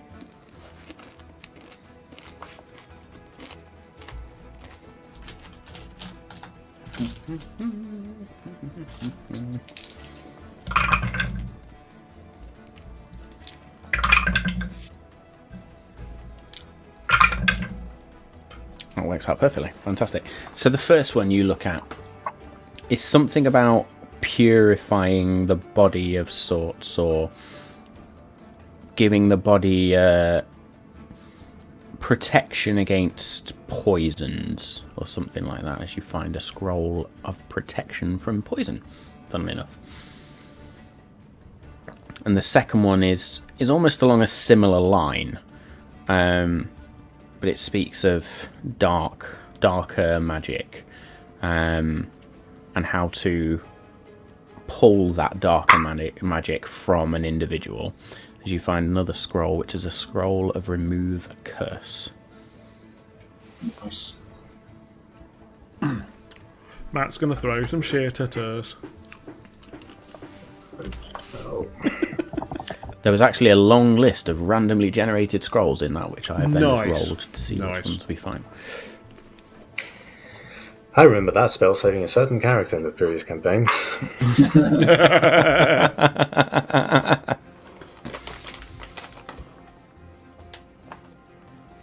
Cool. What's the- Lex, you were looking around, sorry, weren't you? No, Yeah, he's giving so you. I've got sorry. the divine passion. It's letter, which tells me kind of what it's about. Like it. You kind of want to do that again because your internet went totally screwy there, mate. Can you hear me now? Yep. All good. Cool. Does the book have like a blurb or like an intro prologue that I can kind of get a vibe about whether the book will be useful? I'm looking for. So, as you open sort of the cover of the book, there's the author's name, which has long been smudged by people just flicking and thumbing through this book quite a bit. You flick a few more pages in, and there is something of an introduction, if you like. And it reads along the lines of, this tome is aimed to educate the uninitiated into the forms and realms of the divine beings. Describe something of portal colours as well, and where certain divine individuals are said to reside, and if you were so lucky to create a portal or find a portal of certain colours, that this is how it would appear. And you see it's almost broken down into 24 different main chapters. Okay.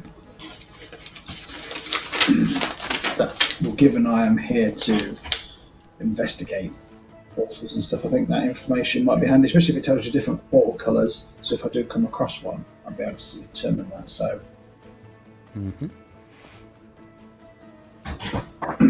I think I might need this book for reference. Excuse me, young fellow. How much is this book? Oh, young is very, very funny. That one, divine. Well, not much going on with divine these days. It's very difficult to communicate with the gods, with the gods. Yeah. So I think I could let you have that for 10 silver or a single gold piece if you have it on you. Yeah, single gold. That's fine, thank you. And I'll hand over the gold. I don't suppose you have a. This is you've only got one on divine portals. You haven't got one on any other planar travel or anything like that.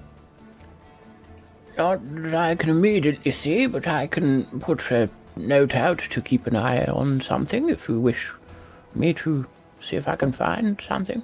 I'm not sure when we'll be coming back this way. Our travels, so I don't want you to waste your time. It's not a waste of my time. I can keep things on layaway for as long as you are away. Okay. Thank you. That'd be lovely.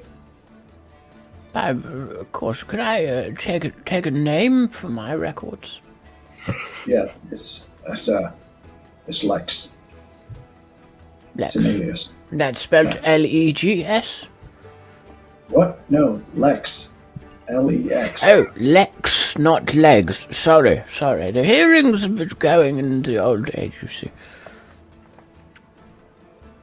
Yeah, thank you. Lex. Do I need to put a holding deposit down or anything like that? Pay on collection. No, it's fine. Just whenever you're next in, if I've collected them, then Thank you. fine. If they get bought in the meantime, of course, then there's only so much I can do about that. One must make a living, after all. Yeah, then I will not begrudge you that. Thank you for your help. No, please. Enjoy your book on divine portals.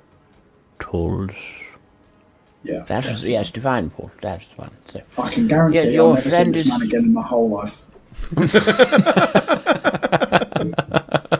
Now, if you make notes. We is not your coming friend back. is looking at some scrolls. Let me go see if I can help them out. Thank you. And sort of shuffles over. We've found some scrolls of interest, my friend. Looking good. Hi, yeah, there's a couple of them that look quite interesting. I think I will definitely take one. Matt, you said there were 5, but you only told me 4. Is that Yes. because I rolled badly on the other? Imagine so. Yeah. So one of them you've been unable to identify. Great. And as I say, yeah, so there was the one which is alarm. There was another one that talked about something to do with the divine. Then the protection from poison, remove curse, and the other one that you can't quite figure out with your current arcana check on that one. How much would it go to get these 2? And I will point towards the protection from poison and remove curse spells. Well, let me have a look, and Sort of wiggles his glasses, and you notice one of the sort of the right eye shines blue for a moment. yes, fairly common spells. Nothing I can't recreate if necessarily needed. In this day and age, of course, I remember when magic was very, very rare, you know, and it was not as widespread as you see in the great cities and floating towers and these sort of things with big gemstones and projections. Anyway, prices, yes, of course, everybody's very busy. I think I can let you have both of these for about 200 gold pieces. Holy moly. I mean, you said they were quite common, and that you could recreate it when needed. Surely you have big supplies, so it'll probably be a little bit less expensive because of that. Not that I am doubting your pricing. Well- I just simply suggested. You are in this. You've picked up the city's ways very quickly, my friend. Yes, is very- okay. Let me have it. Do you have an offer you would like to make?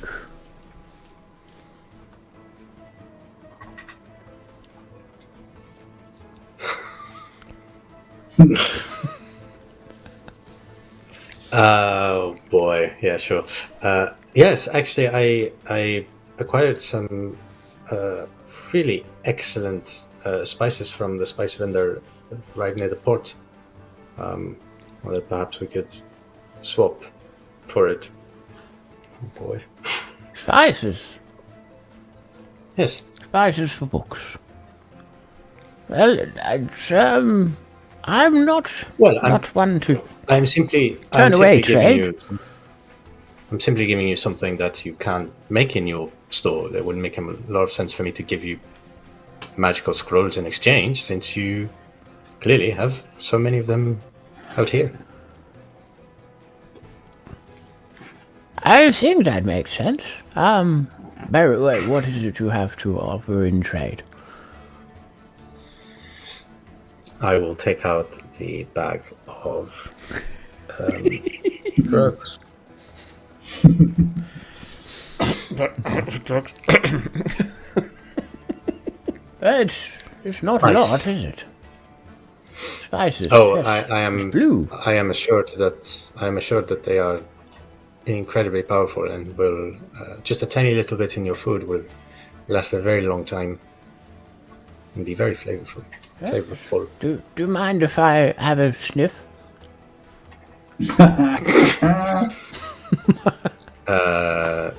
Sure. It's just a little. Well, got to get a sample of these things, of course. This is where you find out he's the drug kingpin of all of Zumkar. It's a little difficult to smell, but it sounds. I will take off. Should we call it 120 gold or 100 gold? Either way, whatever's easiest.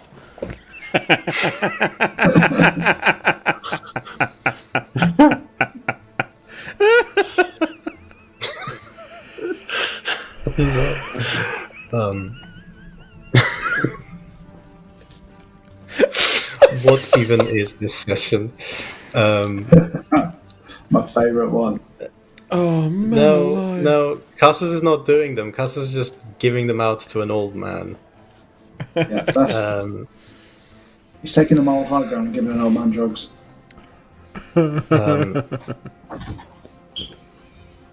So you say that you'll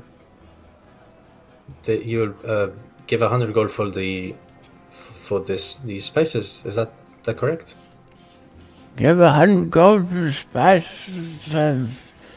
Yes, do you want the scrolls as well? Oh man. Thank you. No, Very much appreciate that not comment in the chat. quite. Not quite. I will. Let's do it this way. I'll exchange the spices for the scrolls. If that's all right. Spices, scrolls. Just the 5, or just wanted any more from the pack? This is No, testing. no, This is testing the alignment of Cassis. This is. No, just the 5. I'll take the 5. It's all right. I'll take them. The 5 scrolls. It's pleasure doing business with you. I see myself out. And wanders the wrong way into the shop. It's been. It's a pleasure. You have a lovely shop, and he walks out of his It's own. quite funny. It's quite funny how you had a bit of a turmoil when the waitress had a drink and you were worried about shagging her, but you've just got an old man off his face and robbed him. Absolutely superb. Kind of come back to the other guys a little bit, like lost. This place is incredibly fascinating. I must say. Did any of you get anything interesting? I mean, first of all, I'm outside. So, are you coming outside? Oh, yeah, Have you- sure, sorry. I got this book on divine portals. Apparently, the divine is not close to this place anymore, but if we ever see a portal, this might help. That's all he had. Well, really. that's good. Did you get well- what you needed? Well, I guess so. I got a couple of What is he things, doing? but I think we should. The old man He's just wanders past. He just wonder past you. It's a very nice shop. Somebody should really do something with all those boxes. I think. Does anybody know where my home is gone? No. Oh. I believe it's just way. upstairs. Yes. Upstairs. Those stairs. Fantastic. Wanders across to a different building and starts wandering up the stairs. Oh boy. Oh God. This- you think he's Yeah, lost his I marbles? think. Well, when you deal with magic for too long, should we go? Yeah. Okay. Do we now need to help him back to his shop? I'm sure you'll find a way, or someone will find a way for him. Or with The him. people in this place are weird. First the waitress, They are now this a guy. bit strange. Yeah. Cool. We'll head out, and I'll I let will not Lex go insult you, first. no. Then, No, I'll leave it. I'll let leave it Lex. I'll let Lex go first, and just before I close the door behind me, I'll just flip the open sign to closed, so that this man doesn't get robbed out of his mind. So, Carsis does flip the sign closed and just sort of motions to anybody inside, like out, and then pulls the door to and closes it. Very good. So as you then wander, or continue to wander through the streets of Zumkar, then where are we heading next? Anything you guys would like to visit here? Yes, I actually found it quite useful to have the short bow of the captains while we were out. Yeah. I was hoping, however, it was not something that I like to keep a low profile, and I do not think that a short or long bow would be particularly helpful to me. So I was thinking maybe I can see if there's something else they have. Have you ever thought about a crossbow? And I'll show you my crossbow. That is something along the lines of what I was hoping for. Something that is sleek, useful, and yes, I did not want to launch my daggers and lose them, so I am looking for something slightly more longer range. Do you think the pawn shop would have it, or do we need to go to somewhere else that we may have seen? Is there one way to find out? Then the pawn shop it is. Very well. Somebody roll me a d6, please. And if you roll a 1, roll again. All right then. This is So my go. what else do That'll be yours, Danny. I was this close to say that the pawn shop would have rings of protection, but I did. It's a 4. It's a 4. As you then wander off towards the Bazaars Gaze, then, which is the title of this haberdashery, thrift shop, pawn shop, whatever you want to call it, at one point 3 guards approach you. A moment, friends. Hello, officer. How may we help? You are strange in the city and causing something of a fuss within certain shops. We don't want trouble in Zumkar.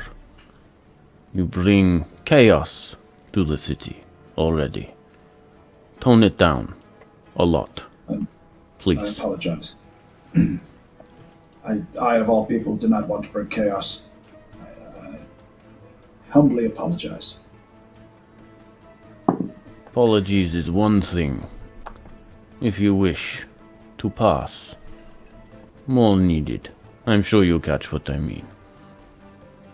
Oh, you want a bribe? Ancestry of these Listen, individuals. Make me a perception check, please, because they are all helmed. Jewel is, as soon as these guys arrived, turned her head away and was just, not making eye contact or anything. Hoods down. 8. Up. 8. Difficult to tell. What you do get from an 8, though, is that they are quite large individuals. They are almost bordering on being large creatures themselves. So you reckon they are one of the larger races, be that an orc, a Goliath, or something along those ilk. Listen, you pompous-dressed little menace. Do not shout about bribes so loudly. We do not take bribes. It is not what I am saying.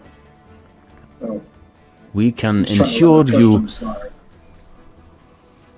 We can ensure you travel throughout Zumkar with no other interruptions, if you so wish. I'll say quite loudly. Sounds like a bribe to me. And you can see one of them goes for the scimitar and another one just holds it. Not here. And then you hear a voice. I do hope you're not harassing my friends there, boys.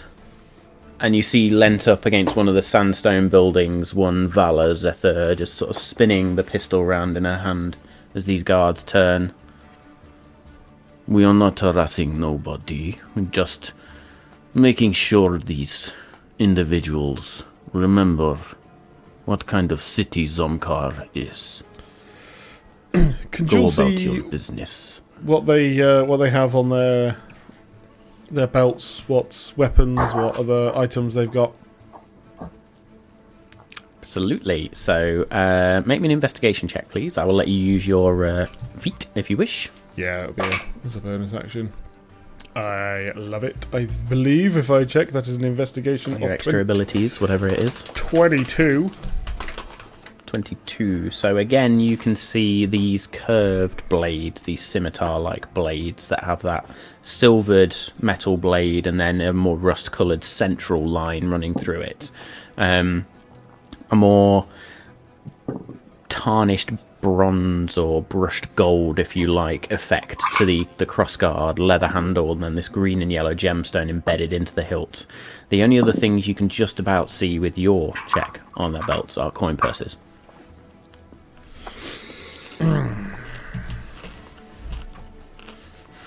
Have they been distracted by Kara? Vala. Vala, sorry. Kara was in the restaurant, I remember. I'm alright. That was Zara. Fine. I'm good. Have another whiskey, Dave. We're all good. So, It's yes, fine, they you are know. suitably It's annoying. distracted now by Vala, who is stood there, as I say, just sort of spinning that pistol round in her hand. It'd be a shame for the Emir to hear that you were harassing newcomers to the city. Not giving them a proper welcome now, are we? Can I steal one of their coin purses? Yeah, rogue. Sleight of hand check, Yeah, rogue. please. I would be sleight of hand check. Yeah, this would be sort of a quick snick with the dagger on whatever leather holds it onto their belt. Yep. So Sleight of hand check is a dexterity check plus your proficiency bonus if you are proficient with sleight. In fact, no, there is a just general sleight of hand check. there is a general sleight of hand, which Ignore is me. I absolute was thinking thieves' garbage. tools. To be fair, it's garbage because this is crap. But it's I'll all allow it with advantage.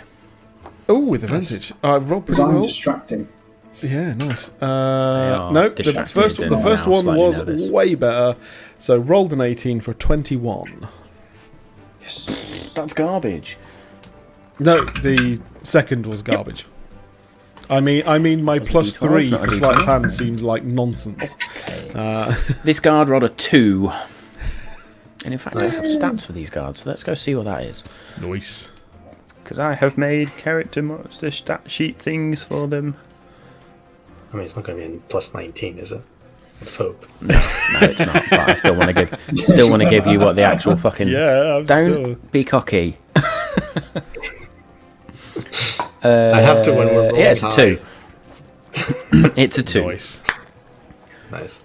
So he does not notice, and you take this rather heavy coin purse and just sort of sneak it into your. Nice. You notice a sly smirk from Vala.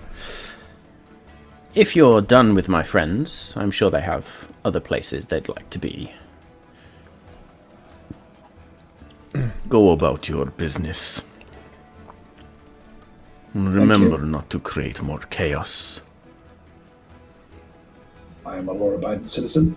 I will treat your city with respect. Goodbye.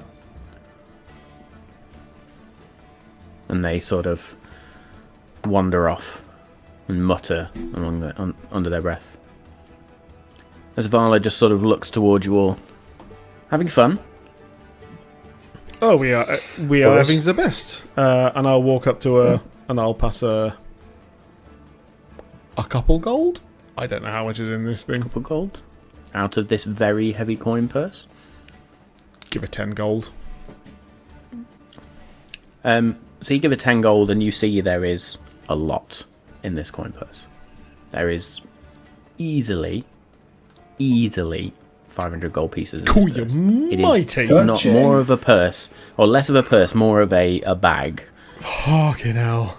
All those bribes he's been getting. Yeah, absolutely. Okay, out of this bag, then I give her a handful, which comes to 20. And I She walk just away. sort of takes it. Job well done. There are the occasional guard that act like pricks and try and take from newcomers or some of the vagrants. It's best just to, act rather confident with them and just put them in their place. I have an understanding with the Emir on some occasions.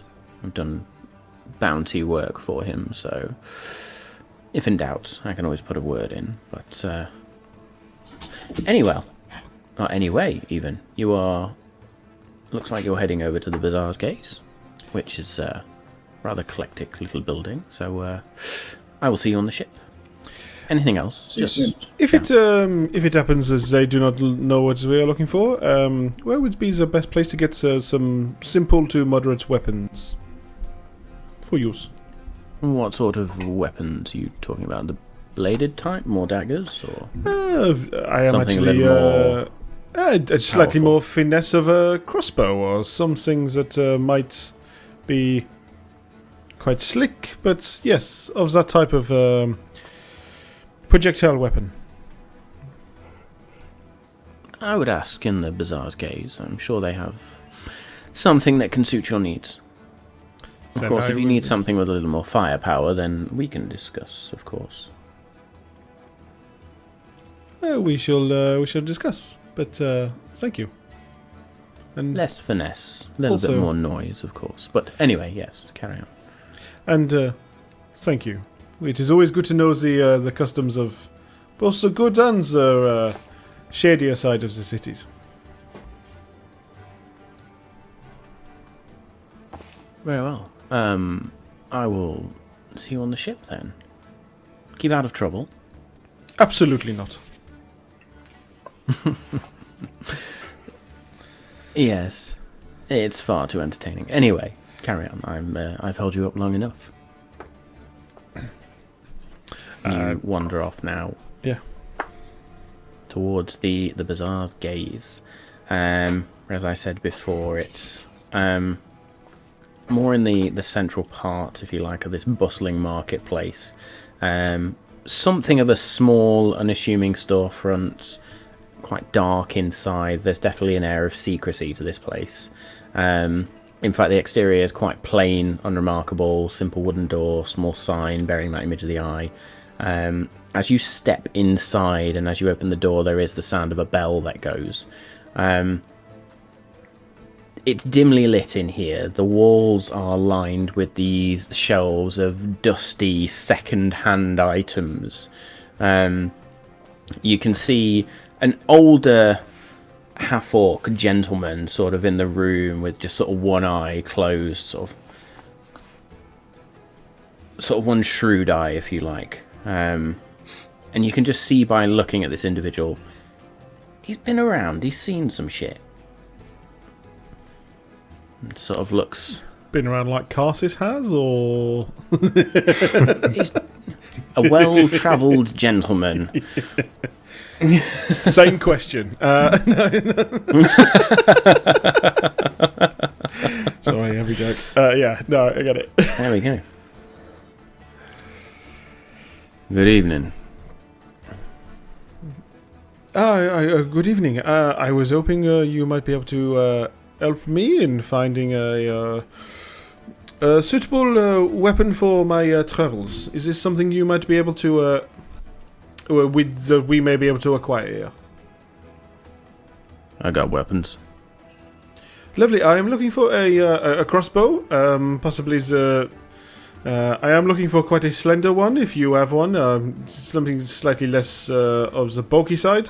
However, I am willing to look for whatever you may have. Crossbows. Yeah, I got a few. I'll see what's in decent nick. Sort of goes behind a counter and then searches along a number of shelves, pulls down 1, 2, 3 different crossbows, one of which very much looks like more of a heavy crossbow.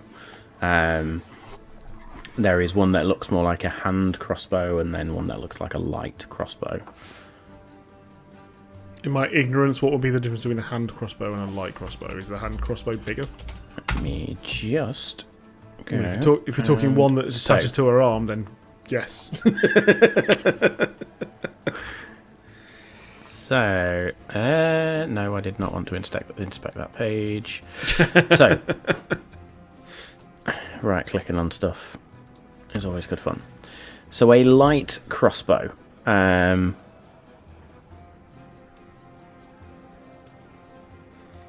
What is going to be the difference between a light and a hand crossbow? I believe a light crossbow The damage. still requires So, 2 hands as well. yes. Yeah, so the light crossbow does require 2 hands and also deals a little bit more damage. The hand crossbow is a more single-handed weapon, slightly less damage, I think slightly less range as well. But it's obviously a lot lighter to carry around, a lot more sleek. And he sort of says this, so you got your heavy, probably not what you want, one-handed, 2-handed light. Bit more power on this one. This one probably sleekest, quickest, shorter range. Get in a bit closer. Fire, get out, those sort of things. Just because I'm actually struggling to find any stats, what would be the hand crossbow's range? So hand crossbow has a range of 30/120. Okay. And deals 1d6 piercing damage as a base. Yeah. Plus the light anything, crossbow or? deals 1d8 pierce. No. Well, that's as a base, so it's 1d6 plus your whatever, depending on whether you're proficient. Yeah. So then the light crossbow has a 1d8 base and a range of 80/320, but it is 2-handed. Now, I think the standard short bow I was using was 1d6 anyway, wasn't it? If memory serves. So, kind of like the hand crossbow. This lighter one's the hand crossbow is very sleek. I like this. And you also have some of the crossbow bolts that I would need. I can throw in bolts, sure. That is very, very generous. How much for something of this make? It's not how it works here. You make me an offer. I decide whether I want to give it to you.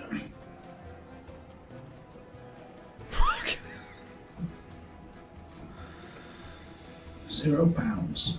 I was gonna say. Nobody gets anything in here for nothing. You either trade, you bring coin.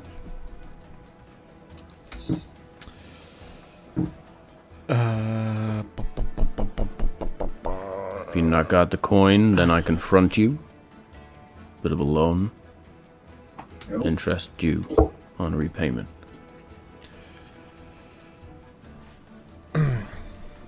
I have no idea how much one of these is actually meant to cost.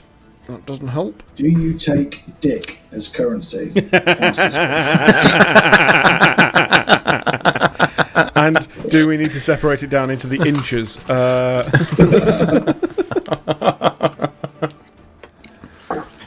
Oh man, crossbow. Hand. There it is. I was going to say make me an intelligence check if you want. No, yeah, absolutely, because who the hell knows if she has ever seen one of these before. 16. 16. Brand new. Having travelled various places, you reckon a brand new... you're going for the light crossbow or the hand one, sorry. Hand one. So you know that due to the nature of the construction of a hand crossbow, they're slightly more expensive than your standard crossbows because they have to be more compact and it's a little bit more difficult to get the same mechanics in there and the same functionality. So usually, as I say, brand new, these can cost anywhere from 50 to 70 gold pieces. Maybe a little bit more in some places depending on where you're shopping. This is very much second hand. Very much second hand. From the look of this and the fact that perhaps it needs a touch of maintenance and a little bit of care, I would say that I would be happy to pay for this for maybe 20 gold pieces. 20 gold pieces. You wanted bolts? Call it 40 all in with the bolts. The highest I can go for this is 30, I'm afraid. Make me a persuasion check, please.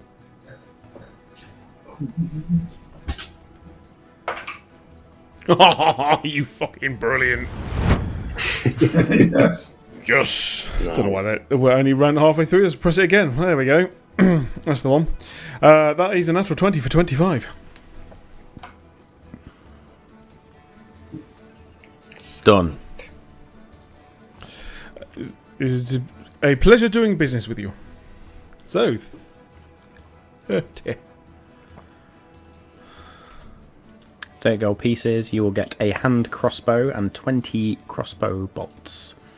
Yeah, had that open a moment ago, and I, of course, clicked on something else like an idiot. Wonderful.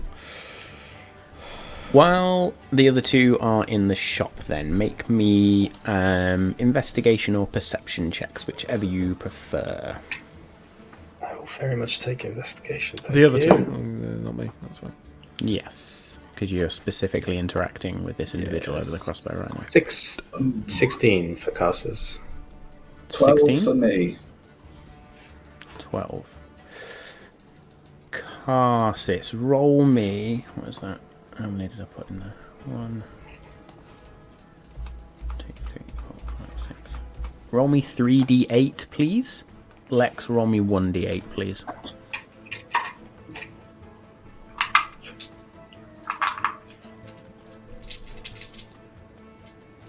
And I need those results separately, sorry. First one's a 6. Second one is out. Second one is a 3. Third one's a 4. And then Okay. 5 for me. Fantastic. So, Carsis, as you're just sort of nosing around the shelves, you see 3 particular items which draw your attention. The first one is this strange key type item.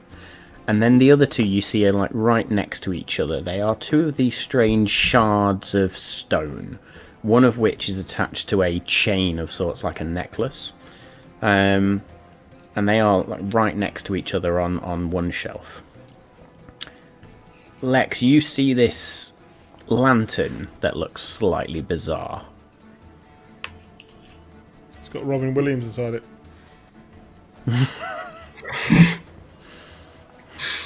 Phenomenal cosmic power.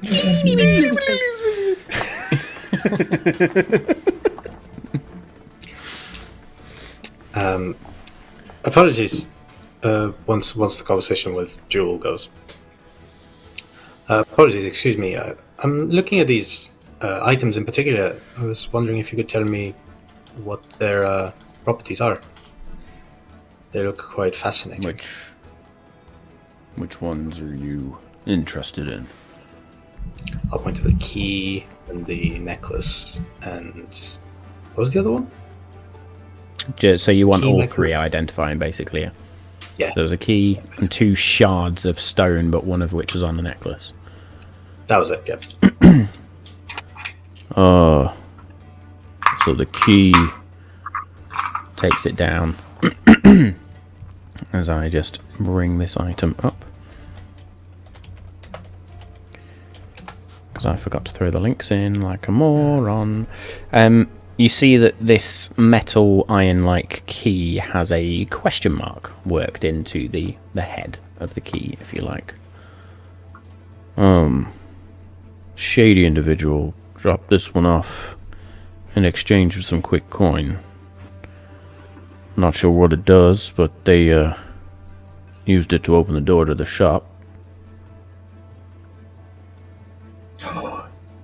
Gate. Something of a mystery, really. Mm-hmm. Interesting. And the shards? Sure, this one got off a Fae as they passed through the city. Apparently something from their homeland. And then this other one was found on a body outside the city. So naturally, it ended up its way here. A little bit more darker in nature and the magic behind it. But, yeah.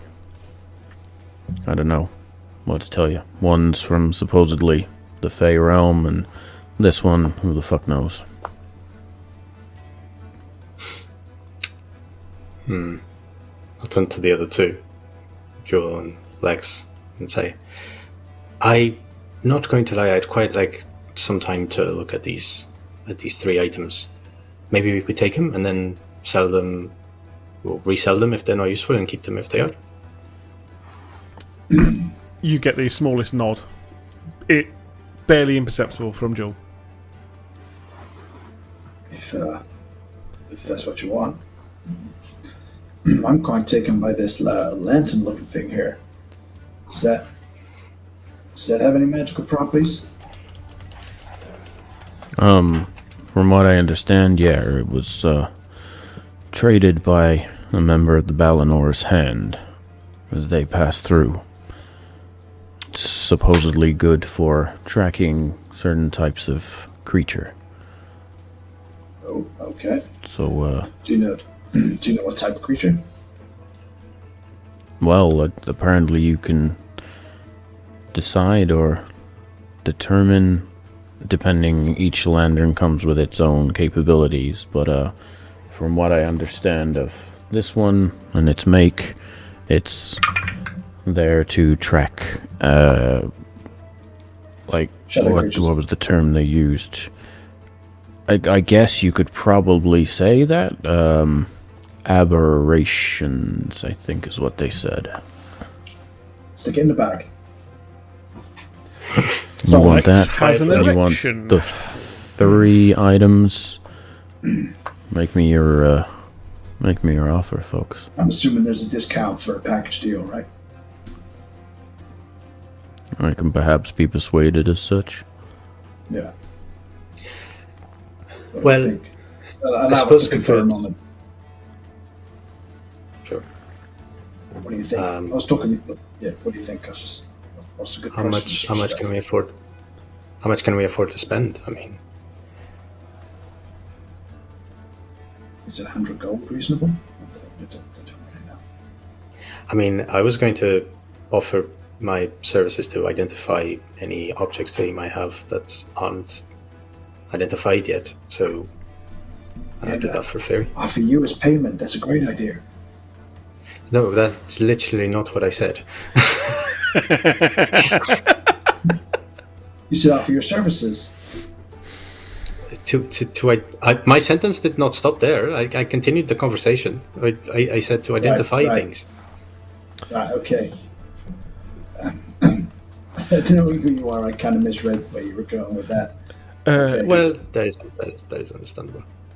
Forgive me, Yeah, I do not know what you would pay for these trinkets. Quite frankly, if you're interested in them, then I truly am unsure. Quite at the little store, there would be trinkets for little children. So I am unsure how I would be of any use to you as to how much they would cost. I am so sorry. I look at the bag of money that you took from the card and say, well, I can think of a way you could be helpful. Well, Yeah. then perhaps if whatever you offer is not enough, then maybe I may be able to, use some of the tiny earnings that I have had today and be able to upfront it for you, perhaps. You are Out of enjoying the it. kindness of my heart. This is hard earned, you know. So, Carlos, try offering your services first, see whether it gets us, and then we might try coining on top of that. All right. Turn around, go back to him, and say, "Well, we are interested in taking all 4 of the items off your hands. We can offer an initial."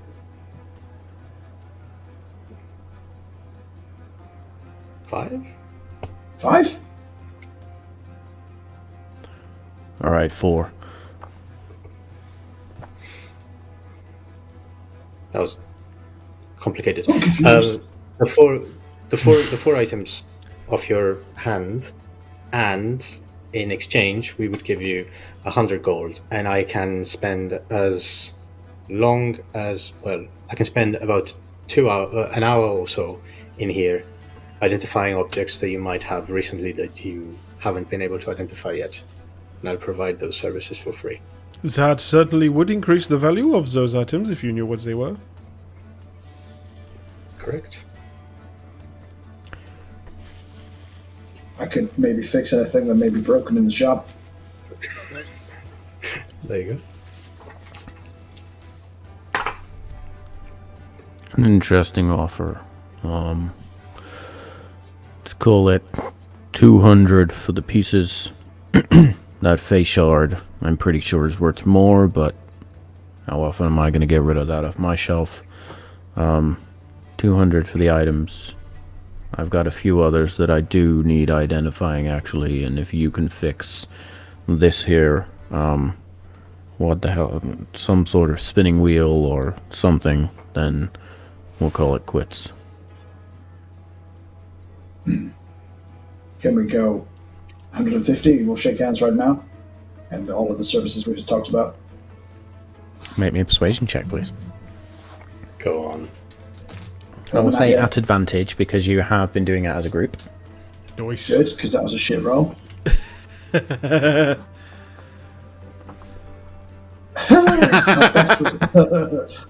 My best was an 8. Can't you re-roll? Do you not have a thing yet? You like a. To be fair, he's a UNT. He visibly can't sweat, but apparently is sweating in this shop. So It's also clockwork. I'm pretty sure clockwork soldiers. I can soldiers, not re-roll. I clockwork. could do sorcery points to re-roll the attack sort of stuff. Oh, okay. Fair enough. Let me double check that. It might just be a natural one, so natural. Yeah, it might just be something like that. Don't think you've got it yet. Maybe I'm just- I know what you're on No, about. I Yeah, can do. maybe I- Yes, I've only got a seeking spell to re-roll my attack Yeah. roll for a spell. Yeah, I can't roll lower than a 10 actually, so that's that makes it 16. No. how do you get the stuff where you can't roll lower than a 10? He doesn't. He's kidding. I'm lying. I am lying. Well, you fucking fooled me. My insight check on you failed. I was like, wait a minute, you're not a Just rogue keeps anymore. Where have you got that Just from? keeps And then getting it's that. like- Yeah, he just keeps getting that ability. any character that Danny plays Listen. just gets that ability. Listen, while I appreciate the efforts, as I said, that face shard I think is more. 200 services, quits. Final offer. All right. Seems fair. I suppose we go with that. That is fine. You wish me Pay to the man. cover the extras?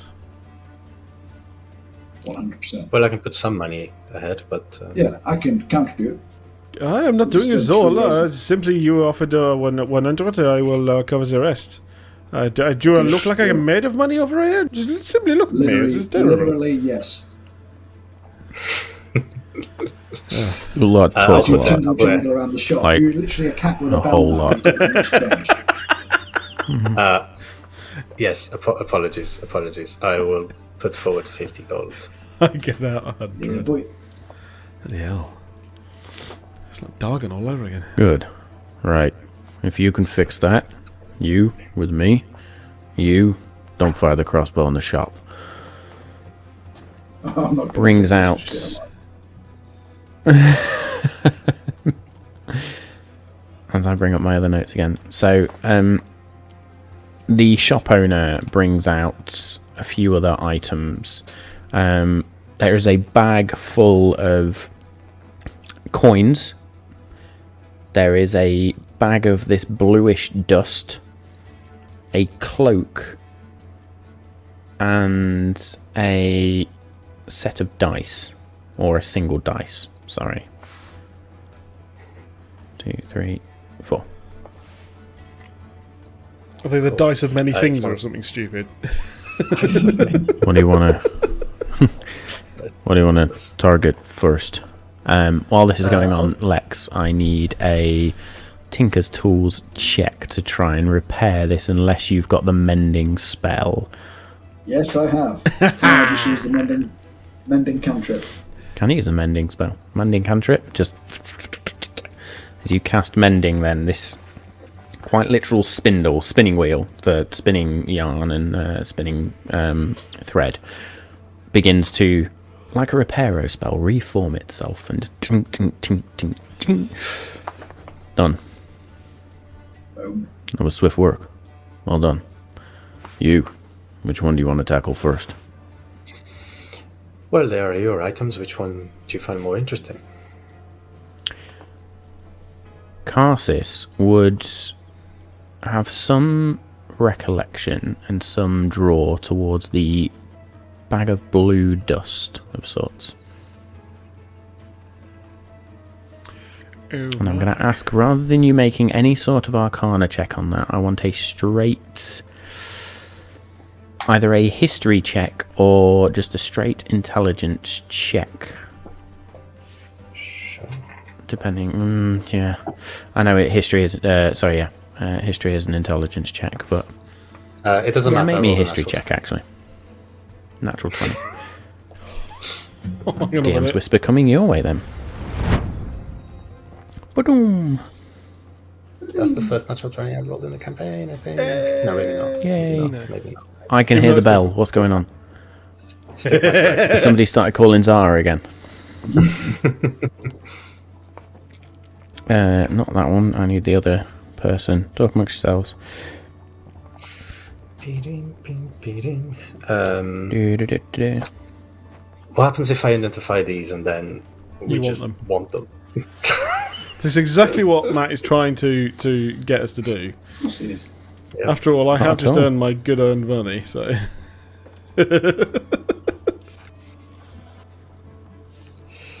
Very nice. Excellent. So that's with you. So you know that one straight away without having to do any check. I will. And the other. So you've got the dust, the bag of coins, the dice or the die, and the cloak. I'll go for the cloak. Pushes the cloak towards you. As you look at this cloak, then I'll take out my the pearl from my pocket and I will place it on top of the cloak. Say a few incantations and then place the pearl close to my eye and see what I get from that object. okay, make me an Arcana check with advantage, please. Cool. I was casting the identify spell, but if you still want me to roll, Yep, you were. Ignore me. That's me being a tit. So, as you look through the pearl, then you see that this cloak actually almost shifts form around. And you can see the innate magic into that. And you realise that this cloak is designed to take on the form, style, colour, quality of the wearer's requirements. This is a cloak of many fashions. Nice. It's very cool.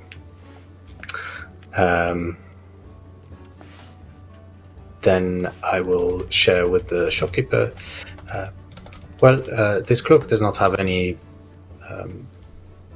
applications in if someone gets into a little bit of a mess, but it does allow you to speak a word, and it takes the form of whatever the wearer wants in terms of clothing. Interesting. You should probably try and sell it to a theatre troupe or something. Or maybe someone who wants to make a name for themselves in the upper districts, I guess. Look like the others. But yeah, That. acts, bards, theater troops, sure. Next. Go for the dice. Repeat the same thing. Cast the identify spell. And as you look Ritually. through the pearl, this time, you see that this is a six-sided die, and you get the impression that again this is driven by the intellect of the one who wields it or uses it.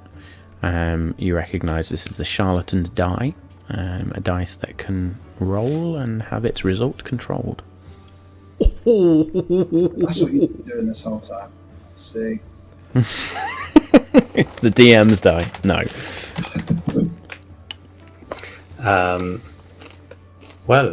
This dice is particularly interesting. It allows for whoever rolls it to control its results, so I'm sure you'll have some interesting individuals looking for that.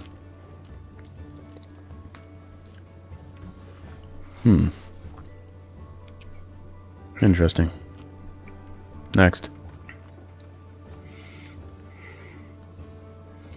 I'll go for the bag of coins. Okay. As you look at these coins, then, there are 50-ish coins in this bag. Before you even look with the pearl, you notice that each one of these coins has a different face on the head side of the coin, if you like. They're about 5 inches across, almost an inch thick, and they are made of this, they're not gold, sorry, they're made of this iron sort of substance. On the reverse, there is a language inscribed on the back. Remind me of the languages you speak. Common and infernal. You recognise the language written on the back. And each of these coins has a different name inscribed on the back, and a spell within it. As you then cast the identify spell, you realise that there are 50 soul coins in this bag. Fuck. Did you say each one has a spell inscribed on them? They each have a spell inscribed on the back, Each one is and a soul. name within the spell. Fuck. Oh no. How much can casters lie?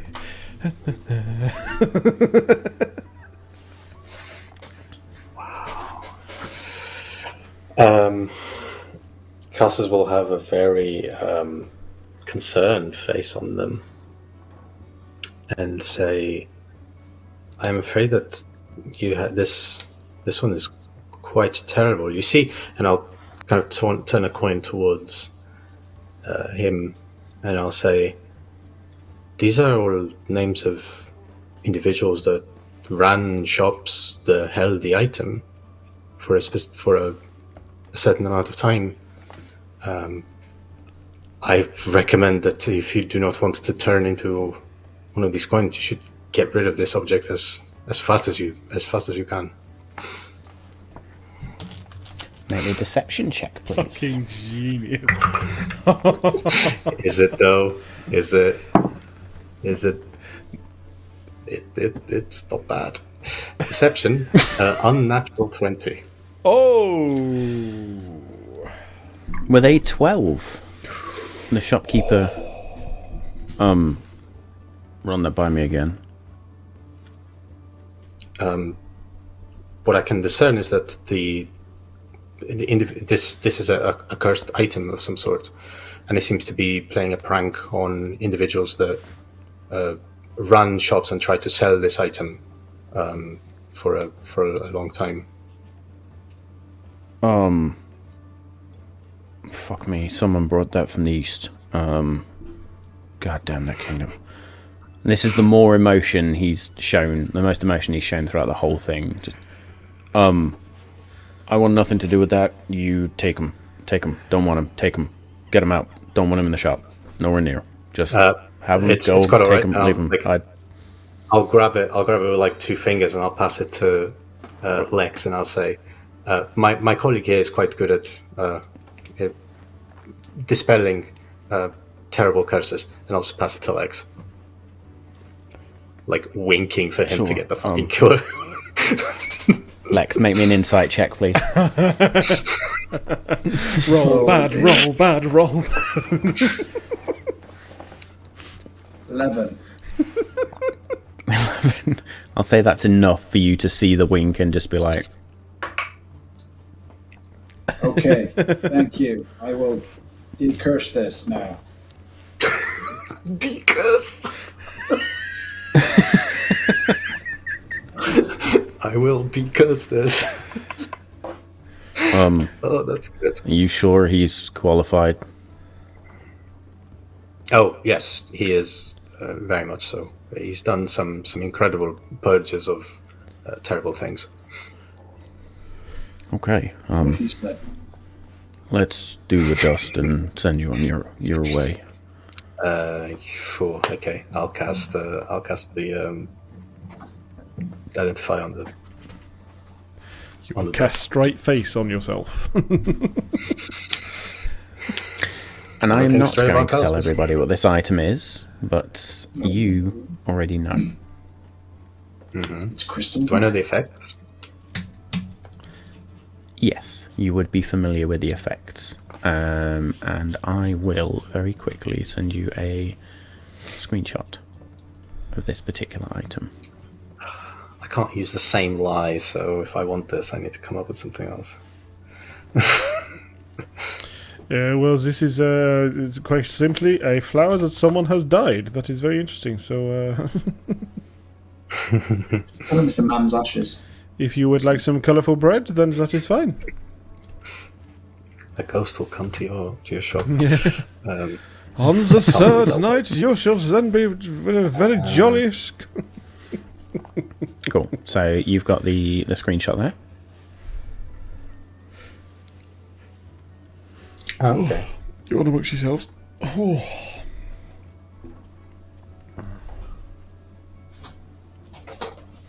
Okay, cool.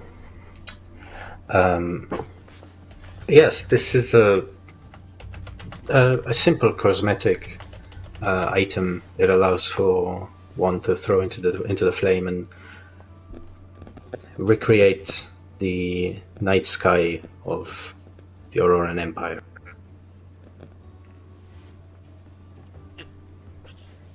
That sounds pretty weird. Well, some people that might be traveling might miss the night sky there. Oh. Cool. Well, thank you. I've made my notes. I'll add them to the inventory. Thank you for taking them. So that's all. We'll call it an evening. Thank you. Yes, thank you very much for this hand crossbow. To be very useful. Very grateful. Thank you. Hope it serves you well. I am sure it will indeed. See you around. It has been a pleasure.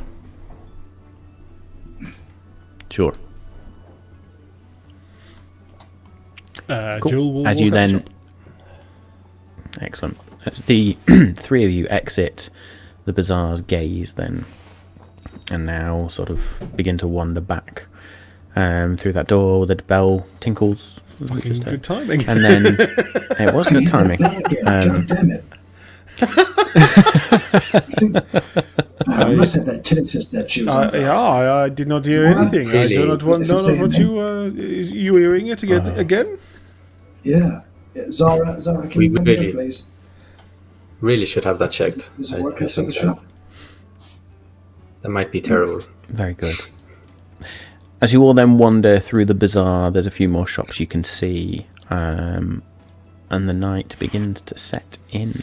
And with that, I think we will call it a night, as we are a little bit over time, and I know folks are tired, but yes, that will be us for episode 9. So join us next week for episode 10 for more antics in Zumkar, and we will see what else this wonderful city has to behold. Thank you for joining us through the absolute chaos that was tonight's episode, but I think it was amazing, very much needed by everyone apparently. Say yes, thank you for all of that. Thank you to my players for being awesome, because I thoroughly enjoyed that. I'm going to give up creating any name or type of shop ever again. It's just, we're done at this point. Say yes, no, thank you. Anything else for me to say? Keep your eye on the socials, because as soon as Battle Bards version 2 drops, of course we will start organising that giveaway. So if anybody's after a free subscription, I say free, a subscription to Battle Bards gifted to you by us as part of a giveaway, then please keep your eye on that one. There's also other giveaways in the works when I can get my words out.